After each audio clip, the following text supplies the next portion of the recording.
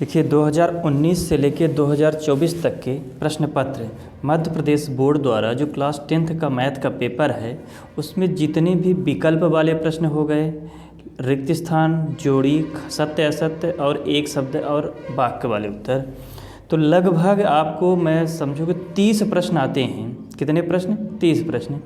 तो मैं 5 साल मतलब 19 से लेकर के 24 तक के जितने भी पेपर हुए हैं उनके सारे विकल्प, जोड़ी, खाली स्थान 5-6 साल का एक इसका PDF तैयार कर रहा हूँ। तो इसमें लगभग 150 क्वेश्चन होंगे। अगर 150 क्वेश्चन आप याद कर लेते हैं और साथ में मेरी नोट्स के कुछ क्वेश्चन, तो आपके 30 नंबर पक्के हो जाएंगे। तो 75 में से 30 नंबर क्वेश्चन आपको सिर्फ 150 क्वेश्चन पढ़ने में मिल रहे हैं ऑब्जेक्टिव, और भी कितने में? सिर्फ 2 घंटे के वीडियो में। तो 2 घंटे का वीडियो लगभग ये बन रहा है। इसमें आप सारे क्वेश्चन को बड़े आसानी से पढ़िए और ये जब पढ़ के जाइए, 2 घंटे का वीडियो देख के जाइए, आपके 30 नंबर पक्के हो जाएंगे इसमें। तो चलिए मैं आपसे आगे समझा रहा हूँ आपको इनको कैसे बनाना है। ये मेरी PDF है, तो सारी चीज़ इसमें समझाया जा रहा है। तो एक एक करके मैं समझा रहा हूँ, चलिए आप देखिए। चलिए आज मैं आपको क्लास 10th का मध्य MP बोर्ड द्वारा जो पेपर लिया जाता है, तो क्लास 10th में 2019 से लेकर 2024 तक जो भी प्रश्न पत्र पूछे गए हैं उसमें खासकर ऑब्जेक्टिव, खाली स्थान, जोड़ी और मैच जोड़ी हो गया, सही विकल्प, एक शब्द में उत्तर, ये सब चीज़ों पे आज मैं चर्चा करूँगा। 19 से लेकर 2024 तक के सारे प्रश्न की चर्चा करूँगा और चैप्टर वाइज भी साथ में रहेगा। तो चलिए आज मैं स्टार्ट करता हूँ। इस चीज़ को आप अगर चाहो तो इसका PDF मैं निकलवाया हूँ और इसका प्रिंट निकाला हूँ। हो सकता है उतना अच्छा आपको ना दिखता हो, पर आप थोड़ा सा देखने का प्रयास करेंगे, समझने का प्रयास करेंगे तो समझ में आएगा। इसका PDF भी आप चाहोगे तो मिल जाएगा। और हर चैप्टर वाइज देखिए, मैं आपको हर चैप्टर वाइज कुछ नोट्स बनाया हूँ। ये चीज़ें आप वीडियो को रोक के पॉज करके आप इनको नोट कर सकते हैं। तो चलिए सबसे पहले अब मैं आपको बता रहा हूँ। पहला प्रश्न क्या है? द्विघात बहुपद ax² + bx + c का आलेख का प्रकार होता है। तो सरल रेखा, समांतर या परवलय या वक्र। तो आपको पता होना चाहिए जब कभी भी ax² + bx + c के फॉर्म यानी द्विघात समीकरण होगा तो उसका ग्राफ इस तरह होगा। या तो आप इस तरह जाएगा, या फिर ऊपर जाएगा, या फिर इस तरह, या फिर नीचे साइड। तो ये परवलय आकार है। अगर आपसे रैखिक समीकरण होता तो इसका आंसर हो जाता सरल रेखा। ठीक है, तो इसका आंसर होगा परवलय। दूसरा देखिए, तो इसको आप अगर चाहो तो मैं यहाँ पे कुछ चीज़ें वीडियो बना के रखा हूँ। यहाँ से जैसे ये देखिए चैप्टर नंबर 4 की चीज़ें, इसको देखिए। द्विघात समीकरण का मानक रूप ax² + bx + c, विविक्तिकर के बारे में सारी चीज़ें आपको कहीं ना कहीं हर क्वेश्चन में मिलेगा। तो सब चीज़ें मैं नोट करके रखा हूँ हर चैप्टर से। तो इसको आप वीडियो रोक के इसको लिख सकते हैं, एक कॉपी बना सकते हैं। तो चैप्टर वाइज मैं आपको दिखाता जाऊँगा और समझाता जाऊँगा। चलिए दूसरा प्रश्न, रैखिक समीकरण युग्म a1x + b1y + c1 = 0, a2x + b2y + c2 = 0, आश्रित एवं संगत। ये दो शब्द पकड़िए, क्या लिखा है? आश्रित और संगत। तो ये देखिए आपके लिए मैं पहले से नोट करके रखा हूँ। इसको चाहो तो आप नोट करिए और इसको याद कर लीजिए। मतलब अगर आप चाहो तो 75 नंबर में से 30 नंबर यहाँ पक्के हो सकते हैं। तो जैसे पहला प्रश्न पूछ रहा है आश्रित एवं संगत, इस तरह का देखिए दो रैखिक युग्म है a1x + b1y + c1 = 0, a2x + b2y + c2 = 0। जब ये कंडीशन आती है तो संगत समीकरण होता है, अद्वितीय हल होता है, प्रतिच्छेदी रेखा होती है। जब ये कंडीशन आती है तो समीकरण असंगत होता है, कोई हल नहीं होता, रेखा समानांतर होती है। और जब ये तीनों कंडीशन इक्वल के आती है तो समीकरण संगत और लेकिन आश्रित होता है, अंततः अनेक हल होता है और संपाती रेखाएं होती हैं। तो बताइए, आपसे पूछा है आश्रित और संगत, तो इसी तीसरी कंडीशन में आ रहा है। आश्रित भी है और संगत भी है। तो इसका आंसर क्या होगा आपका? थर्ड, ये second number, B number. a1/a2 equal है b1/b2 इक्वल है c1/c2 के 2 क्वेश्चन हो गए। तो चलिए अब नेक्स्ट क्वेश्चन में चलते हैं। तो ये आ रहा है आपका क्वेश्चन नंबर 3, द्विघात समीकरण ax² + bx + c = 0 के मूल वास्तविक नहीं होते यदि क्या, ये तीसरी कंडीशन। तो इसके लिए आप यहाँ से देखिए, मैं आपको चौथे चैप्टर का वीडियो कॉपी किया हूँ, हर फार्मूले यहाँ लिखे हुए हैं, चाहो तो इनको नोट कर सकते हैं। तो इसका आंसर क्या होगा, वास्तविक कोई मूल वास्तविक नहीं होते हैं। तो बी स्क्वायर माइनस 4ac बड़ा होता है 0 से, बिल्कुल गलत। बी स्क्वायर माइनस 4ac बराबर होता है, बिल्कुल गलत। बी स्क्वायर माइनस 4ac ये बराबर नहीं, बड़ा नहीं होता, ये होता है बी स्क्वायर माइनस 4ac का मान 0 से छोटा होता है। देखिए, जब बी स्क्वायर माइनस 4ac बड़ा होता है तो दो भिन्न मूल होते हैं, वास्तविक मूल होते हैं। डी बराबर अगर 0 होता है ये, तो दो बराबर और वास्तविक मूल होते हैं। और जब 0 से छोटी होती है ये वैल्यू, तो कोई वास्तविक मूल नहीं, यानी काल्पनिक मूल होते हैं। तो इसका आंसर होगा डी नंबर। आगे बात समझ में। चलिए अब नेक्स्ट क्वेश्चन देखते हैं। AP -3 1.2 11वां पद, इसको चाहो तो हम सॉल्व कर सकते हैं। तो इसको सॉल्व करेंगे तो इसका आंसर, इसका मैं फार्मूला बता देता हूँ। 11वां पद पूछ रहा है, तो an = a + n - 1 × d, या फिर चाहो तो 11वां पद के लिए a11 = a + 10d। अब डायरेक्ट फार्मूला लगाइए। तो यहाँ से आपका a बराबर कितना दिया है, -3, a बराबर है -3, और यहाँ से d निकालेंगे तो d हो जाएगा a2 - a1 का फार्मूला। तो a2 है आपके पास -1/2, और यहाँ से -+3 हो जाएगा a1 का मान, माइनस, इसको सॉल्व कर लेते हैं। तो -1 + 6/2 यानी 5/2। तो d का मान आ गया 5/2। ये तो नॉर्मल है, सॉल्व करना आपको आना चाहिए, चूँकि ये क्वेश्चन आपको और एक आध दो जगह मिलेगा। तो a का मान मिल गया आपके पास, d का मान मिल गया 5/2। तो अब आप a11 वाले फार्मूला में रख दीजिए, a + 10d। तो a का मान कितना है, -3 + 10, d का मान कितना है 5/2। इसको डिवाइड करते हैं 5 से, 5 आएगा 2 से डिवाइड किया तो -3 + 25, यानी इसका आंसर 22 आ गया। तो इसका आंसर क्या होगा, 22। तो चलिए नेक्स्ट।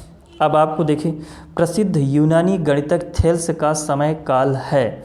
तो ये आपको 640 से 576। तो इसी तरह जैसे मान लीजिए, मैं आप एक 6वें चैप्टर का देखिए वीडियो, इसके सारी चीज़ें नोट करके रखा हूँ। इसको चाहो तो वीडियो आप रोक के नोट कर सकते हैं, और हर चैप्टर बाय चैप्टर का वीडियो आप कॉपी में लिख सकते हैं। अगर आपने ऐसा कर लिया तो 75 में से 30 नंबर आपके हैं। ये देखिए पूरी चीज़ें लिखा हूँ, इनको मैं समझाऊँगा भी। तो त्रिभुज के थेल्स का टाइम पीरियड था 640 से 546, ठीक है ना। इसको आप याद रखिएगा, पू, ठीक है, ईसा पूर्व। तो ये आप याद रखिएगा 640 से 546 के बीच में। ये देखिए, ये थेल्स। ऐसे ही एक क्वेश्चन और था जो कि मैं अगर आपसे पूछूं तो कौन से चैप्टर की बात है, फर्स्ट चैप्टर में भी एक ऐसे क्वेश्चन है, उसको मैं आपको मिलेगा तो बताएंगे। फर्स्ट चैप्टर में भी एक क्वेश्चन ऐसे पूछा गया है। चलिए अब देखते हैं नेक्स्ट। तो ये अब आ गए हम 6वें नंबर क्वेश्चन पे। तो 6वां नंबर क्वेश्चन क्या है, बिंदु P 3, 2 और बिंदु Q -2 और 3 के बीच की दूरी निकालना है। तो इसका आंसर क्या होगा। इसको सॉल्व करने के लिए हम दो बिंदुओं के बीच की दूरी का सूत्र लगाएंगे। तो दो बिंदुओं की बीच की दूरी का सूत्र आपको ये देखिए, चैप्टर नंबर 7 का सारी चीज़ें मैं नोट डाउन करके रखा हूँ।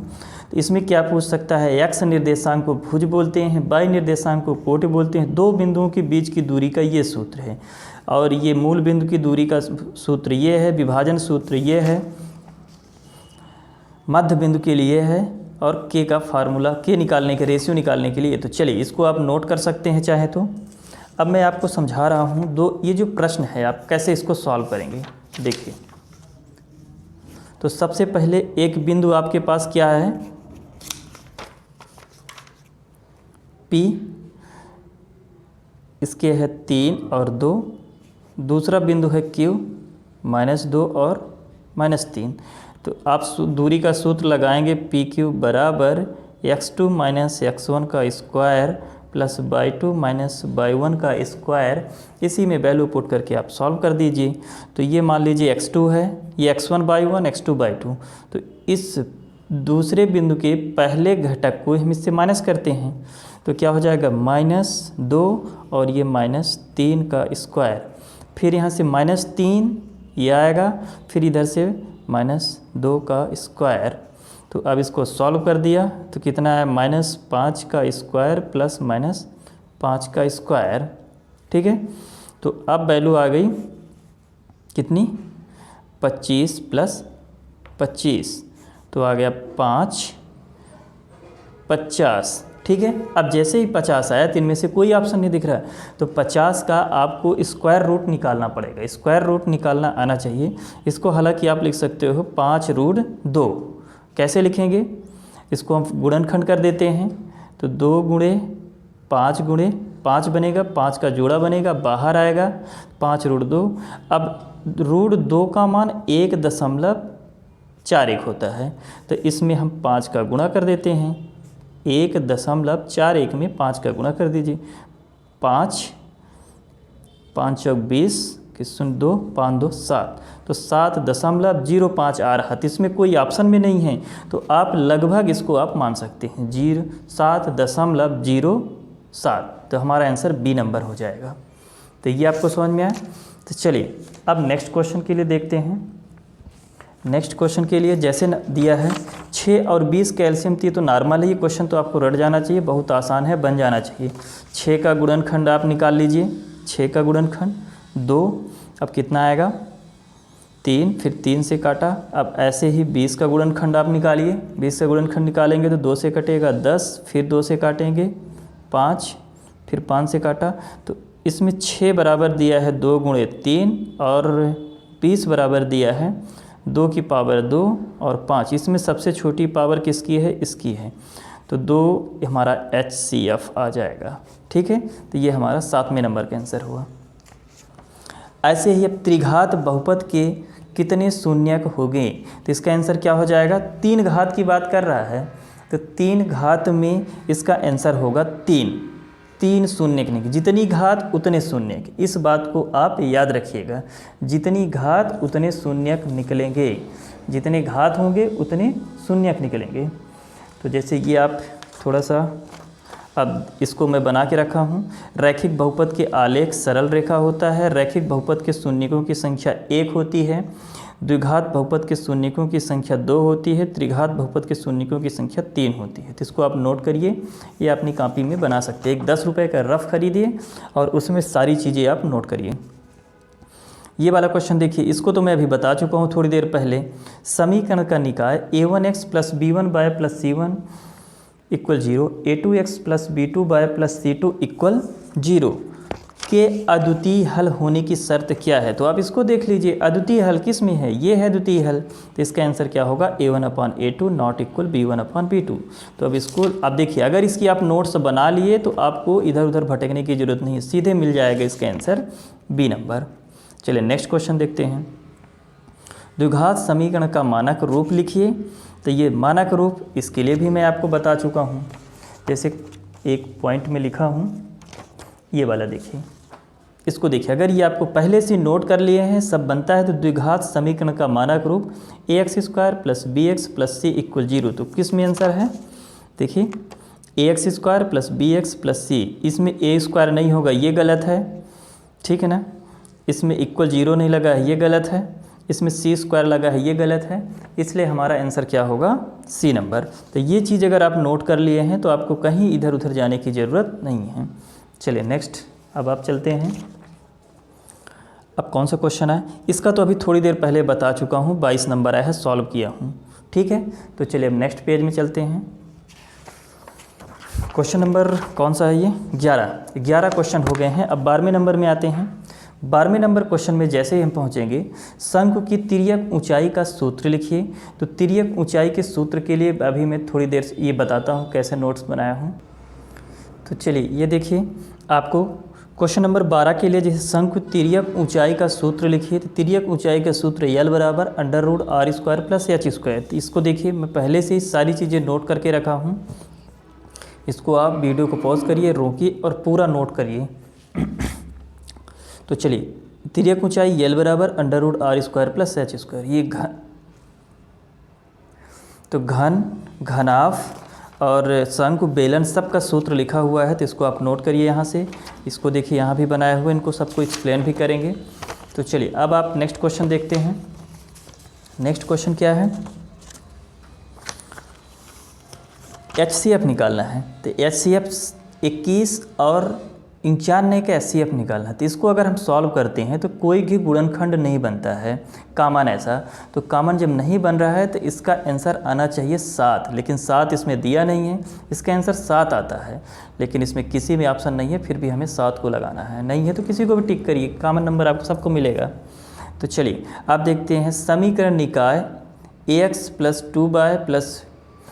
अब देखिए यहाँ पे एक क्वेश्चन बना है, तो इस क्वेश्चन को आपने देखा, समीकरण का निकाय AX + 2y + 5 = 0 और -3x + 6y + 1 = 0 का हल होगा। तो हल कैसा होगा, अद्वितीय हल होगा, कोई हल नहीं होगा, अंततः अनेक हल होगा। तो इसको चेक करते हैं।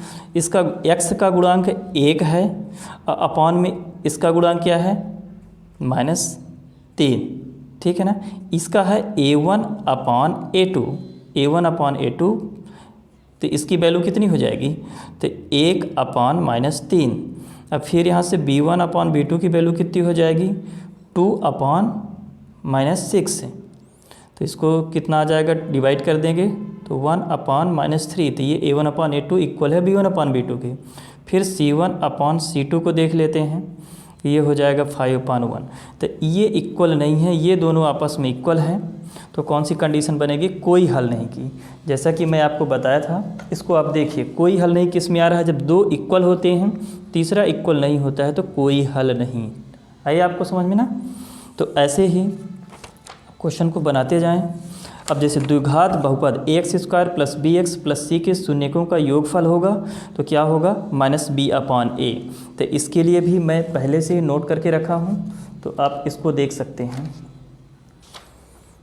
ये देखिए, शून्यकों का योगफल -B/A, शून्यकों का गुणनफल C/A। दोनों आपको एक क्वेश्चन कहीं ना कहीं मिलेंगे, अक्सर ये एग्जाम में दोनों आते हैं। अब ये वाला क्वेश्चन हो गया, माइनस योगफल क्या होगा, -B/A। अब द्विघात समीकरण x² - 4x + 4 के विविक्तिकर का मान ज्ञात कीजिए। विविक्तिकर निकालने हैं, तो विविक्तिकर के लिए सूत्र क्या बताया हूँ, ये देखिए, D = B² - 4AC। तो यही फार्मूला अगर मैं यहाँ लगाऊँ तो क्या हो जाएगा, D = B² - 4AC। तो इक्वेशन क्या दिया हुआ है, इक्वेशन आपका दिया हुआ है, यहाँ से देखिए,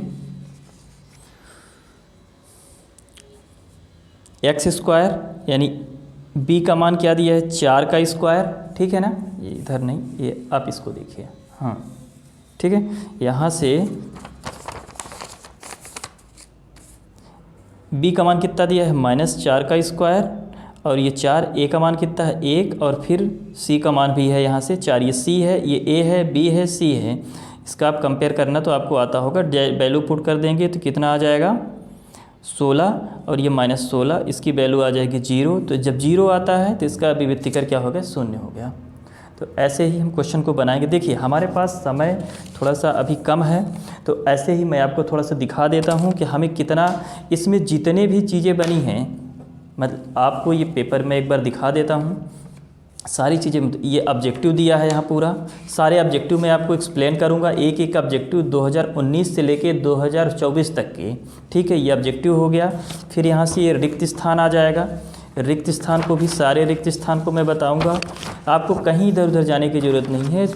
विथ एक्सप्लेनेशन क्वेश्चन दिया है और उसका मैं पूरा डिस्क्राइब कर रहा हूँ। सारे ऑब्जेक्टिव दिए हैं, सही गलत दिया हुआ है। फिर आपको मैच द कॉलम दिया है, जहाँ से आता है, जैसा भी आता है। इनको आप एक नोट्स बनाइए, या PDF चाहेंगे तो PDF भी मिल जाएगा। ये एक शब्द में उत्तर देना है, तो सारी चीज़ें मैं आपको बताऊंगा। इसकी ये तो आपको क्वेश्चन मिला, ठीक है ना। क्वेश्चन के अलावा हर चैप्टर वाइज, जैसे मैं आपको बताया कि थोड़ा सा इसको देखिए, क्वेश्चन नंबर 1 का, चैप्टर 1 का सारी चीज़ें मैं लिखा हूँ, इसको एक्सप्लेन करूँगा। ये दोनों देखिए, ये रहा चैप्टर 1 का। फिर हमारे चैप्टर 2 के बारे में देखिए। 2 के बारे में सारी चीज़ें मैं पहले से नोट डाउन करके रखा हूँ और इसको भी आपको समझाऊंगा क्या है। आपको हर चैप्टर से मैं निकाला हूँ जो ऑब्जेक्टिव आता है 30 नंबर का कहाँ से आता है वो चीज़ें। ये 2 चैप्टर का हो गया। ऐसे ही तीसरे चैप्टर के बारे में देखिए, ये तीसरा चैप्टर का हो गया। सारी चीज़ें यहाँ लिखी हुई हैं, इनको आप वीडियो को रोक के इनको नोट कर सकते हैं। हर क्वेश्चन के साथ जब जब ये चैप्टर आएंगे तो इनको भी एक्सप्लेन करूँगा। ये चौथा चैप्टर देखिए, चौथे चैप्टर का पूरा बनाया हूँ वीडियो और ये पूरा लिखा हुआ है। और 5th चैप्टर के बारे में देखिए, सारा फार्मूला लिखा है। जैसे आपसे पूछा जाए सर्वांतर क्या क्या होता है, निगेटिव, पॉजिटिव या जीरो, इनमें से कोई नहीं है, सभी तो सभी होते हैं। और ये देखिए 5वें चैप्टर हो गया, ठीक है। अब ये 6वां चैप्टर देखिए, इसकी सारी चीज़ें अक्सर यही एग्जाम में आते हैं। 30 नंबर आपके पक्के, जिसने ये पूरा सॉल्व कर लिया 30 नंबर उसके पक्के। आप मतलब 1-2 वीडियो, जितना भी वीडियो बनाऊंगा तो इस वीडियो को आप देखिए और इनको नोट करिए। 7वां चैप्टर देखिए, सारी चीज़ें मैं खुद से हैंड रिटेन अपना लिखा हूँ और मेहनत करके कॉपी किया हूँ बुक से और आपको एक्सप्लेन करके समझा रहा हूँ। 7वां हो गया। और 8वें चैप्टर में बहुत सारे फार्मूले हैं, कुछ ये देखिए, इनको भी आपको लिखना है। सब अभी मैं बताऊंगा ही। 9 हो गया। 10वें चैप्टर का स्पर्श रेखा कहाँ होती है, छेदक रेखा किसे बोलते हैं, स्पर्श बिंदु क्या है, कितनी स्पर्श रेखाएं खींची जा सकती हैं, सभी एक्सप्लेन करूँगा। तो आज हाँ 16 नंबर तक हो गया था। 17 नंबर से देखिए, वृत्त के किसी बिंदु पर खींची गई स्पर्श रेखाओं की संख्या होगी। ये आप पहले इसको देखिए, ये मैं आपके लिए पहले से नोट करके रखा हूँ। जैसा कि मैं बताया था पहले, सबसे पहले क्या होती है, प्रतिच्छेदी रेखा। ये वृत्त है, ये रेखा है, ये इसको प्रतिच्छेद नहीं कर रही है। स्पर्श रेखा क्या है, ये वृत्त है, ये वृत्त को ये स्पर्श कर रहे हैं सिर्फ एक बिंदु पे। छेदक रेखा क्या है, ये वृत्त है, वृत्त के 2 बिंदुओं पर इसको छेद करते हुए निकल रही है। स्पर्श बिंदु क्या है, जो वृत्त का एक बिंदु और स्पर्श रेखा का एक बिंदु जहाँ पे मिलते हैं उसे स्पर्श बिंदु कहते हैं। अब इसमें बहुत सारे प्रश्न आ जाते हैं। तो क्या प्रश्न है, वृत्त के किसी बिंदु पर खींची गई स्पर्श रेखा की संख्या होगी। तो कितनी होगी, एक बिंदु की बात किया है, एक बिंदु से केवल एक ही स्पर्श रेखा खींची जा सकती है। यहाँ देखिए प्रश्न है, 4 तरीके के प्रश्न बन सकते हैं यहाँ, इसको आप ध्यान से समझें। पहला, वृत्त के एक बिंदु पर एक स्पर्श रेखा खींची जा सकती है। अगर कोई वृत्त है, ये देखिए ये वृत्त है, तो वृत्त से केवल एक ही स्पर्श रेखा खींची जा सकती है। ये वृत्त था, वृत्त का एक बिंदु, यहाँ से केवल एक ही स्पर्श रेखा खींची जा सकती है। दूसरा प्रश्न, एक वृत्त की 2 समांतर स्पर्श रेखाएं हो सकती हैं। एक वृत्त की 2 समानांतर, मतलब ये अगर एक वृत्त है, इसमें ये देखिए एक समानांतर, एक ये दूसरी, ये दोनों स्पर्श रेखाएं हैं। दोनों कैसी हैं, समानांतर। चाहे आप ऐसा बनाइए और चाहे ऐसा बनाइए, ये स्पर्श रेखाएं होगी, ठीक है। तो 2 होंगी। कितनी समांतर स्पर्श रेखाएं होंगी, 2। अब बाह्य बिंदु से वृत्त पर कितनी स्पर्श रेखाएं खींची जा सकती हैं, तो बाह्य बिंदु से वृत्त पर 2 स्पर्श रेखाएं खींची जा सकती हैं, ठीक है। बाह्य बिंदु से, जिससे ये बाह्य बिंदु है, इसको देखिए, ये एक बाहर है, यहाँ से कितनी स्पर्श रेखाएं खींची जा सकती हैं, 2। अब यहाँ एक वृत्त पर अनंत स्पर्श रेखाएं खींची जा सकती हैं। ये हमारा वृत्त है, इसमें देखिए मैं अनंत स्पर्श रेखाएं खींच सकता हूँ। ये देखिए, इसके लिए कोई बंधन नहीं है कि यह कैसे समानांतर होनी चाहिए, कि एक बिंदु से होनी चाहिए। तो एक वृत्त पे अनंत स्पर्श रेखाएं खींची सकती हैं। यानी स्पर्श रेखाएं से क्या क्या आ सकता है, एक वृत्त से एक बिंदु से केवल एक स्पर्श रेखा, एक वृत्त से केवल 2 समानांतर रेखा, एक वृत्त के बाह्य बिंदु से केवल 2 स्पर्श रेखाएं और किसी वृत्त पर अनंत स्पर्श रेखाएं खींची जा सकती हैं। तो इस तरह का क्वेश्चन है। तो चलिए अब मैं अगला आपको बताता हूं। तो अगला प्रश्न है 18वां नंबर, बिंदु 0,2 और -5,2 से के बीच की दूरी क्या होगी। तो दूरी का सूत्र जैसा कि मैं आपको बताया हूँ, आपको पता होना चाहिए। ये चैप्टर नंबर 7 में है। तो चैप्टर नंबर 7 की ये चीज़ें देखिए, सारी चीज़ें मैं नोट डाउन करके रखा हूँ। तो ये दूरी का सूत्र या डायरेक्ट लिखने के लिए भी आ जाता है, x2 - x1 का whole square plus y2 - y1 का होल स्क्वायर और PQ बराबर ये अंडर रूट लग जाएगा। तो इसको कैसे सॉल्व करेंगे, देखिए ये अंडर रूट क्या आ जाएगा, यहाँ से एक बिंदु दिया है -5, तो -5 और इधर बिंदु दिया है 0 का होल स्क्वायर, प्लस यहाँ बिंदु दिया है क्या 0 और ये दिया है बिंदु -2 का होल स्क्वायर। इसको सॉल्व करते हैं तो कितना आ जाएगा, 5 का स्क्वायर हो जाएगा, -5 का स्क्वायर प्लस -2 का स्क्वायर, तो 5 का स्क्वायर 25 प्लस 2 का स्क्वायर 4, दोनों को जोड़ देते हैं तो कितना आ गया है 29। तो इसका आंसर क्या होगा 29, जो कि शायद इसमें दिया नहीं है, यानी इसके आंसर गलत है, तो इसको आप लिख सकते हैं 29। आई बात समझ में। चलिए नेक्स्ट क्वेश्चन देखते हैं। नेक्स्ट क्वेश्चन क्या है, तो अगला क्वेश्चन क्या है, समीकरण निकाय a1x plus b1y plus c1 equal 0 तथा a2x plus b2y plus c2 equal 0 एक अद्वितीय हल होगा। तो इसके लिए मैं आपको सबसे पहले ही बता दिया हूँ, देखिए ये a1 upon a2 not equal b1 upon b2 बराबर नहीं है, यही अद्वितीय हल होगा। तो इसका आंसर क्या होगा, नंबर 19 का A। तो ये 19 नंबर हो गया। चलिए नेक्स्ट, अब 20 नंबर देखिए, बहुपद 2x cube plus 3x square plus 4x plus 5 के शून्यकों की अधिकतम संख्या। इसको तो पहले से ही बताया हूँ, जिसकी सबसे बड़ी घात जो होगी वही उतने शून्यक होंगे। तो इसकी सबसे बड़ी घात क्या है 3, तो इसका शून्यक क्या होगा 3, शून्यकों की अधिकतम संख्या 3 होगी।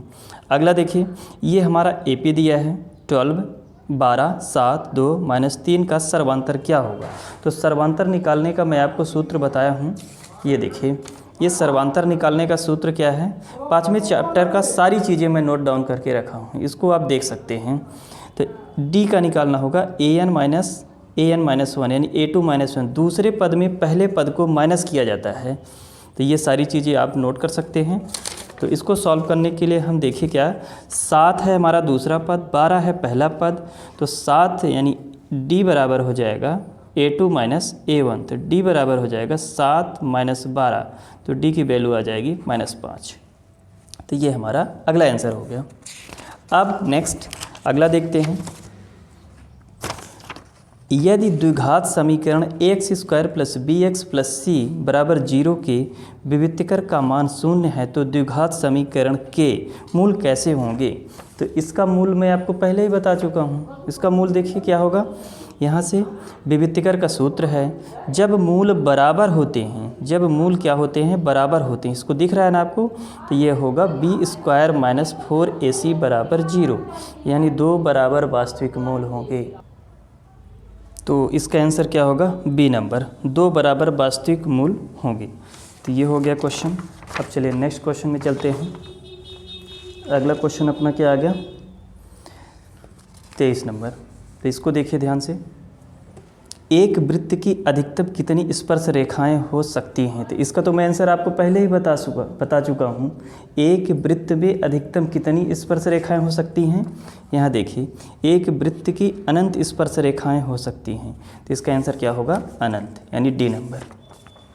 ये आपके कितने काम का है इसको आप यहाँ से समझ सकते हैं।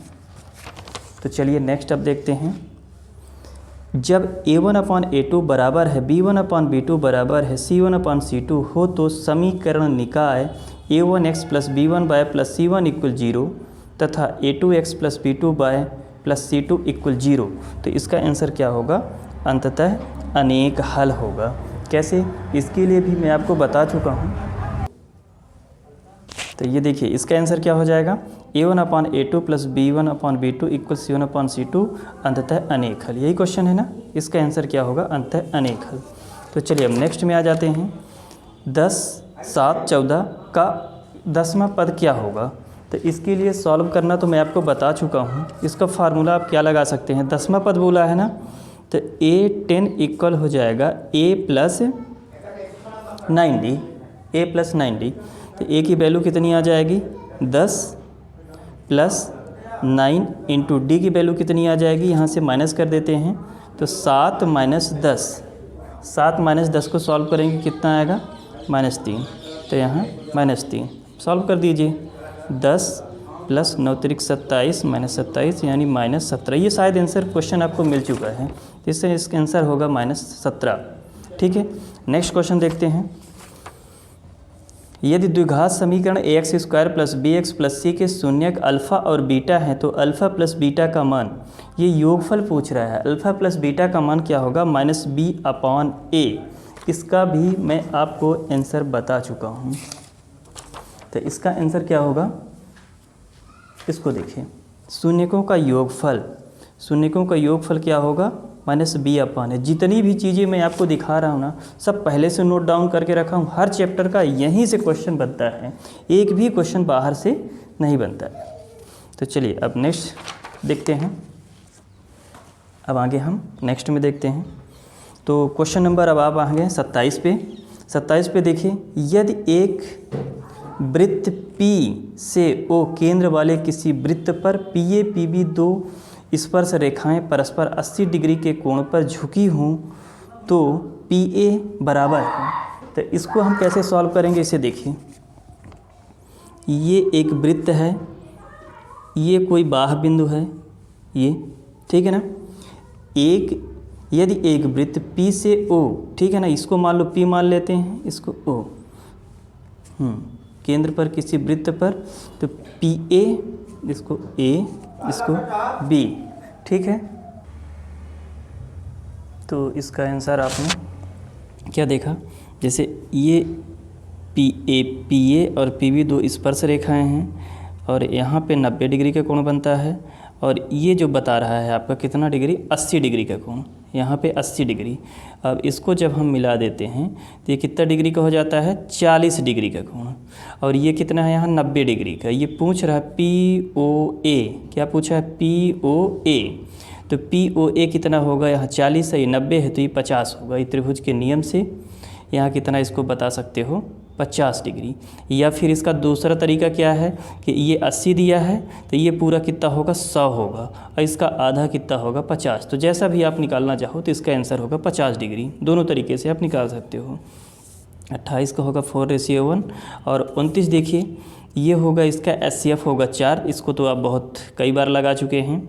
अब ये देखिए, यदि द्विघात बहुपद ax square plus B x के शून्यक अल्फ़ा और बीटा हो तो अल्फ़ा और बीटा का मान क्या होगा, इसका आंसर होगा आपका कि C अपॉन ए। इसको तो मैं कई बार दिखा चुका हूँ, ऐसे क्वेश्चन अब आपको गलत नहीं करना है। कि देखिए गुणनफल क्या होता है, C अपॉन ये आपका किसकी बात कर रहा है, शून्यक, और बीटा हो तो अल्फ़ा इंटू बीटा की बात कर रहा है, ठीक है। अब देखिए बहुपद x स्क्वायर माइनस 3 के शून्यक होंगे तो इसके शून्यक सबसे बड़ी घात कितनी है, 2, तो इसके शून्यक कितने होंगे, 2। इसको आप लगा सकते हैं, x स्क्वायर माइनस 3 इक्वल 0, तो x स्क्वायर माइनस √3 का स्क्वायर इक्वल 0, तो x माइनस √3 और x प्लस √3 इक्वल 0, दो भागों में बांटिए, तो x माइनस √3 इक्वल 0, तो x इक्वल √3 आ गया। और दूसरा हो जाएगा x प्लस √3 इक्वल 0, तो x बराबर होगा माइनस √3, यानी x बराबर होगा प्लस माइनस √3। ये आपका आंसर, ठीक है। तो ये आंसर आपका आ गया। तो इसका आंसर होगा प्लस माइनस √3। तो ये भी आपका आंसर पता चल गया। अब नेक्स्ट देखते हैं। 31 क्वेश्चन हो चुके हैं। अब मैं आपको नेक्स्ट क्वेश्चन में चलते हैं, 32 क्वेश्चन में। 32 क्वेश्चन तो भी देखिए कई बार बता चुका हूँ, इसका जी आंसर अब आपको पता हो जाना चाहिए। जब A1/A2 इक्वल है B1/B2 नॉट इक्वल है C1/C2 हो तो समीकरण का निकाय क्या होगा, ये आप पूछ रहा है, तो कोई हल नहीं। इसका आंसर तो आप इसी में देख सकते हैं। देखिए इसके जैसा आपका बन रहा है ना, ये है, ये कंडीशन बन रही है, तो इसका आंसर होगा कोई हल नहीं। तो इसका आंसर होगा B, कोई हल नहीं। नेक्स्ट देखिए, x माइनस 2y इक्वल 0, तो 3x minus 4y minus 20 equal 0। ये रेखाएं हैं, तो प्रतिच्छेदी रेखाएं हैं, संपाती रेखा है, समानांतर रेखा है। तो इसको हम कैसे चेक करेंगे, चेक करने के लिए आप इसका यूज़ कर सकते हैं। देखिए मैं आपको बताता हूँ,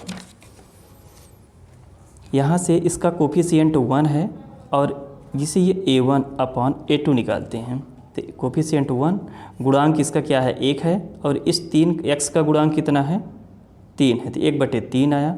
उसी तरह हम B1/B2 को देख लेते हैं, ये -2 है और यहाँ से -4 है। y का मान यहाँ गुणांक क्या है, y का गुणांक -4, इस y का गुणांक -2, तो ये दोनों कट जाएंगे, माइनस माइनस कटा तो 1/2।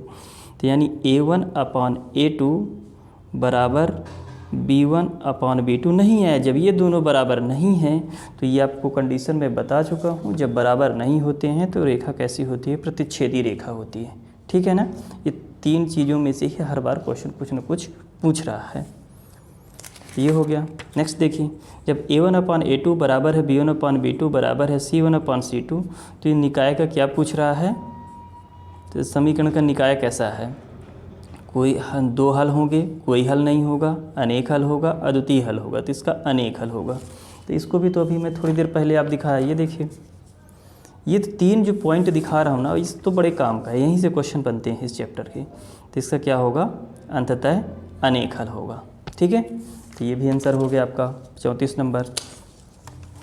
चलिए अब नेक्स्ट में चलते हैं। समीकरण 3x + 2y = 7 में यदि y = 2 हो तो x का मान। इस तरह के क्वेश्चन को तो बनाने के लिए तो ये हर व्यक्ति से बन जाएंगे, आपको कुछ नहीं, इसमें x का मान, y का मान रख दीजिए। तो y का मान बताइए कितना है, यहाँ से y = 2 है, समीकरण है 3x + 2y = 7, 3x + 2, y का मान कितना है 2 = 7, तो 3x बराबर हो जाएगा 7, इधर 2 दूनी 4 घट जाएगा, तो x बराबर 3x बराबर 7 में 4 घटा 3, तो x बराबर आपका आ जाएगा 3/3, x बराबर कितना आ गया, 1 आ गया। तो इसका आंसर क्या होगा, 1। 35 नंबर भी हो गया। अब हम आते हैं वर्ग समीकरण x² - 7x - 5 = 0। ठीक है, तो चलिए इसको अब बताते हैं। इसका क्या पूछ रहा है, वर्ग समीकरण दिया हुआ है, x² - 7x - 5 = 0 का विविक्तकर पूछ रहा है। अरे ये तो क्वेश्चन आप कई बार सॉल्व कर चुके हैं। इसका आपको मैं दिखाऊं, विविक्तकर निकालने का पहले सूत्र देखिए, d = b² - 4ac, ये है विविक्तकर निकालने का सूत्र। तो अब हम यहाँ पे रख लेते हैं d = b² - 4ac। ठीक है, यहाँ से आप ABC का मान लिखिए। ABC का मान कितना है, देखिए यहाँ से D बराबर हो जाएगा, B का मान होगा -7 का स्क्वायर -4, और A का मान यहाँ से हो जाएगा कितना है 1, और C का मान कितना हो जाएगा -5। D बराबर हो जाएगा 7 का स्क्वायर 49 हो जाएगा, और यहाँ माइनस और माइनस मिलके प्लस हो जाएगा, 4 पंचे 20। अब दोनों को जोड़ देते हैं, D बराबर 20 49 कितना हो जाएगा 69। तो ये आ गया आपका 69 आंसर। तो ये वाला भी हो गया क्वेश्चन। वर्ग समीकरण होते हैं तो ये सर्वांग होते हैं, समान होते हैं, समरूप होते हैं, उपरोक्त सभी होते हैं। तो इसका भी आपको मैं यहाँ लिख चुका हूँ, ये देखिए पहले से ही बता दिया था। वर्ग समीकरण कैसे होते हैं, समरूप। अभी पूछेगा सभी वृत्त कैसे होते हैं, समरूप। सभी समबाहु त्रिभुज कैसे, समरूप है। तो इस तरह भी क्वेश्चन आते हैं जो कि मैं पहले से ही नोट डाउन करके रखा हूँ। तो इसका भी आंसर आपको पता चल गया। 37 नंबर हो गए। अब एक क्वेश्चन और आता है कि ये है किसी चक्रीय चतुर्भुज के सम्मुख कोणों का योग 180 अंश होता है। तो 38 क्वेश्चन, मतलब 2019 से लेकर के, देखिए 2019 से लेकर के 2024 तक में कितने, सिर्फ 38 विकल्प वाले क्वेश्चन हैं जिन रिक्त स्थानों की पूर्ति के लिए। जैसे पहला क्वेश्चन, एक द्विघात समीकरण ax² + bx + c में वास्तविक मूल नहीं होते। यदि वास्तविक मूल की बात कर रहा है तो वास्तविक मूल इसका नहीं होगा। तो इसका आंसर क्या होगा, चलिए जैसा कि मैं आपको यहाँ बता चुका हूँ, ये देखिए नोट्स मेरी इस तरह का मैं एक नोट्स बनाया हूँ द्विघात समीकरण के लिए। ये मानक रूप हो गया, इसमें विविक्तकर का सूत्र हो गया। इसमें वास्तविक मूल नहीं है, कोई वास्तविक मूल नहीं, यह काल्पनिक मूल होंगे। तो ये होगा b² - 4ac। तो इसका आंसर होगा b² - 4ac छोटा होगा 0 से। तो पहला आंसर आ गया। तो चलिए अब दूसरा देखते हैं। समीकरण 3x² - 2x + 1/3 = 0 का विविक्तकर ज्ञात कीजिए। अब इसका हमें विविक्तकर ज्ञात करना है जो कि इसी चैप्टर से संबंधित है। ये देखिए विविक्तकर का सूत्र दिया हुआ है। अब हम इसके लिए सॉल्व करते हैं। तो विविक्तकर का सूत्र लगाते हैं, d = b² - 4ac। ठीक, अब b का मान यहाँ से देख लेते हैं क्या है, ये b² - 4, ये a b c, तो b का मान आ जाएगा -2 का स्क्वायर और ये -4, a का मान है 3 और c का मान है 1/3। तो d बराबर हो जाएगा 4, 2 का स्क्वायर, माइनस माइनस प्लस हो जाएगा, 3 से 3 कटा तो -4 आया, अभी 4 से 4 भी कट गया, तो d बराबर 0 आ गया। ठीक है, तो ये आपका 0 आ गया, इसका विविक्तिकर क्या होगा 0। अब उसी प्रकार अगला देखते हैं, समांतर श्रेणी 3/2, 1/2, -1/2 और -3/2 में सर्वांतर क्या होगा। तो अब मैं आपको सर्वांतर का सूत्र भी बता चुका हूँ, जैसा कि अब आप ये देखिए हमारे चैप्टर नंबर 5 की नोट्स देखिए। सर्वांतर निकालने का सूत्र क्या है, d बराबर a2 - a1, या दूसरे पद में पहले पद को माइनस किया जाता है। तो अब देखते हैं, लगाते हैं वही फार्मूला a2 - a1 का। तो यहाँ से d बराबर हो जाएगा a2 - a1। a2 का मान कितना है 1/2 और a1 का मान कितना है 3/2। दोनों का एलसीएम ले लेते हैं, 2 आएगा। 1 - 3, यहाँ से 3 आया, घटा देते हैं, -2/2, 2 से 2 कट गया, -1। तो d का मान आ गया कितना -1। तो हमारा विविक्तिकर कितना आ गया है, d बराबर -1। तो इसका आंसर होगा d बराबर -1। देखिए ठीक है, हालांकि सारे आंसर फिल हुए हैं पर मैं एक्सप्लेन करके आपको समझा रहा हूँ ये सारे आंसर आए कैसे हैं। नेक्स्ट देखिए, किसी प्रयोग की सभी प्रारंभिक घटनाओं की प्रायिकता का योग क्या होता है। ये आपको चैप्टर नंबर किसकी बात कर रहा हूँ, चैप्टर नंबर 14 की बात कर रहा हूँ। तो ये देखिए चैप्टर नंबर 14 का नोट्स, आपसे प्रायिकता का फार्मूला पूछे या फिर प्रायिकता और नॉट प्रायिकता नहीं का सूत्र एक होता है, दोनों को जोड़ते हैं तो ये प्रायिकता हमेशा 0 और 1 के बीच में होती है, ये चिन्ह याद रखना, ये ऑब्जेक्टिव में आता है। निश्चित घटना 1 होती है और असंभव इम्पॉसिबल घटना 0 होती है। और सभी प्रारंभिक घटनाओं या प्रायिकताओं का योग कितना होता है, जैसे मान लो इसको हम ऐसे लिख लें, Pe1 + Pe2 + Pe3, ऐसे करके मान लीजिए बहुत सारे घटनाएं हैं, इन सब का योग कितना होना चाहिए 1। तो इसका आंसर क्या होगा 1। तो 1 लिखते हैं, ये भी आपको समझ में आ गया।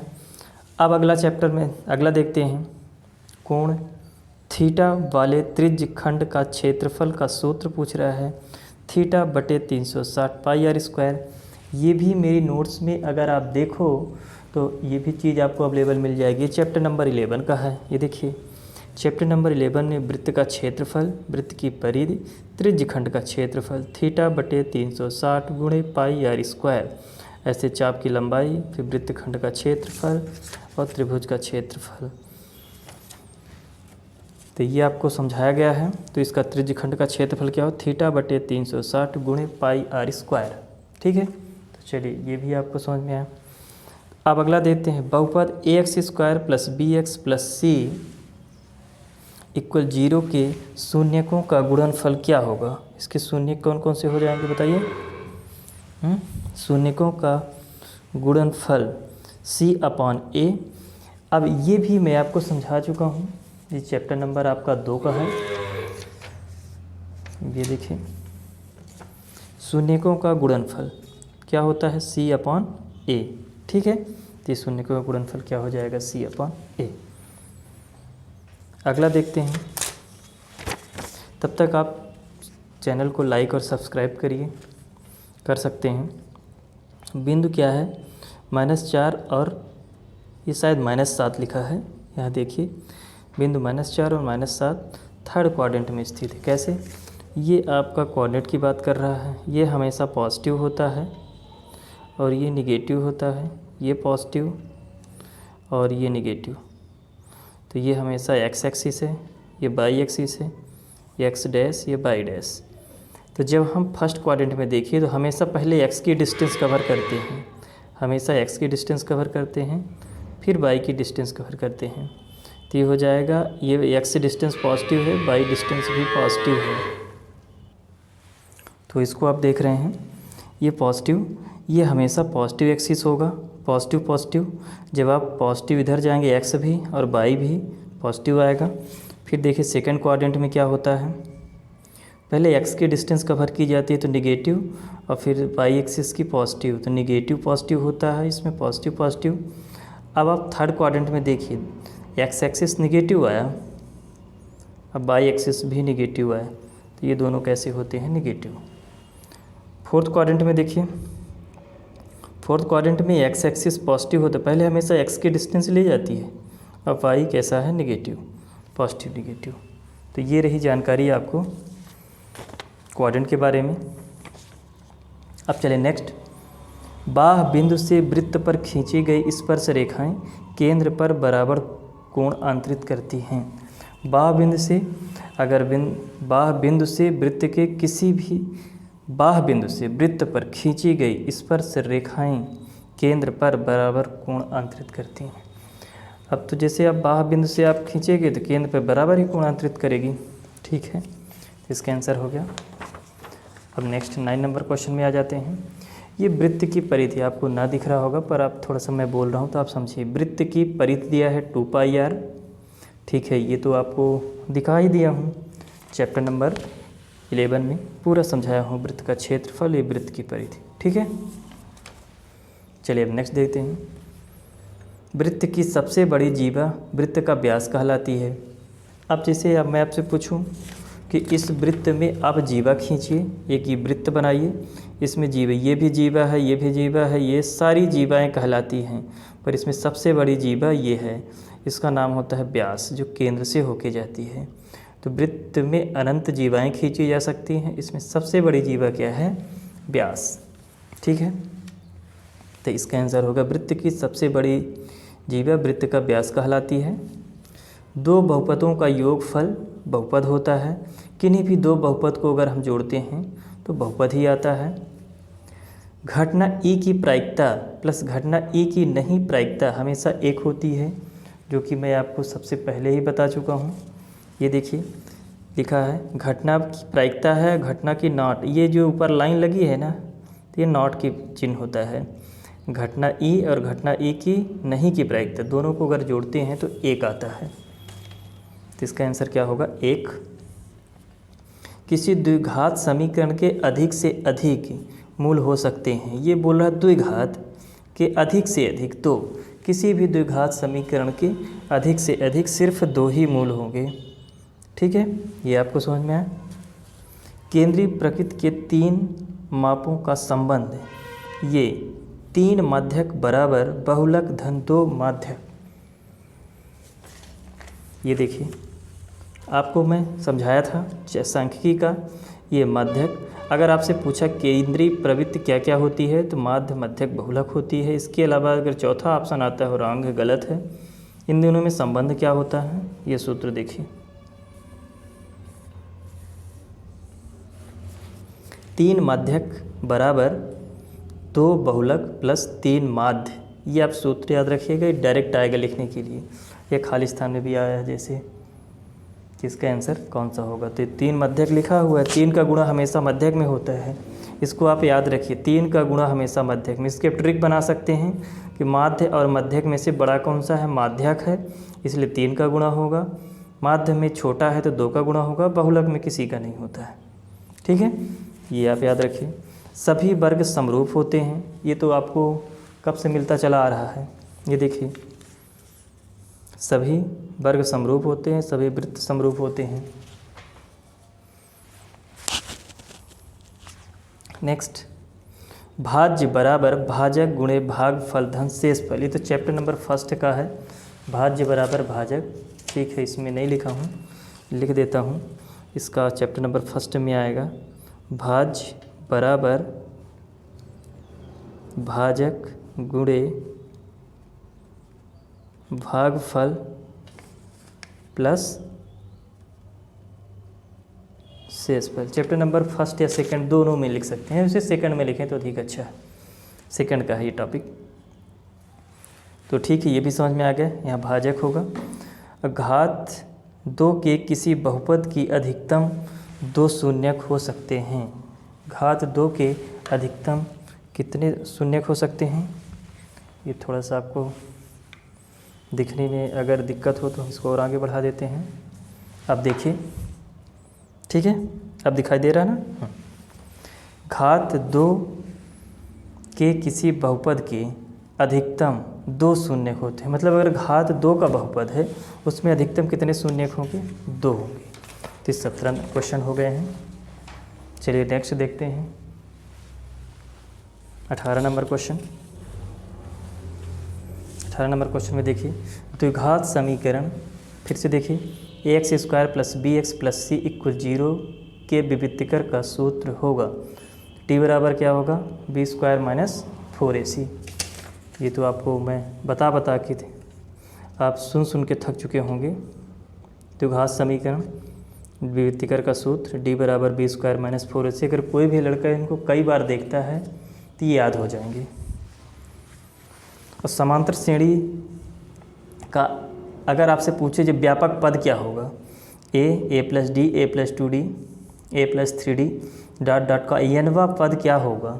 तो एनवा पद क्या होगा, इसका सूत्र भी बताया हूँ, ये है एनवा पद बराबर, ये देखिए, ए पी का एनवा पद ए एन बराबर A plus N minus 1 into D. ठीक है, तो इसका होगा A plus N minus 1 into D. वे सभी आकृतियाँ जिनके आकार समान होते हैं किंतु उनकी माप समान होनी आवश्यक नहीं है, समरूप कहलाता है। समरूप और सर्वांगसम में थोड़ा सा अंतर है।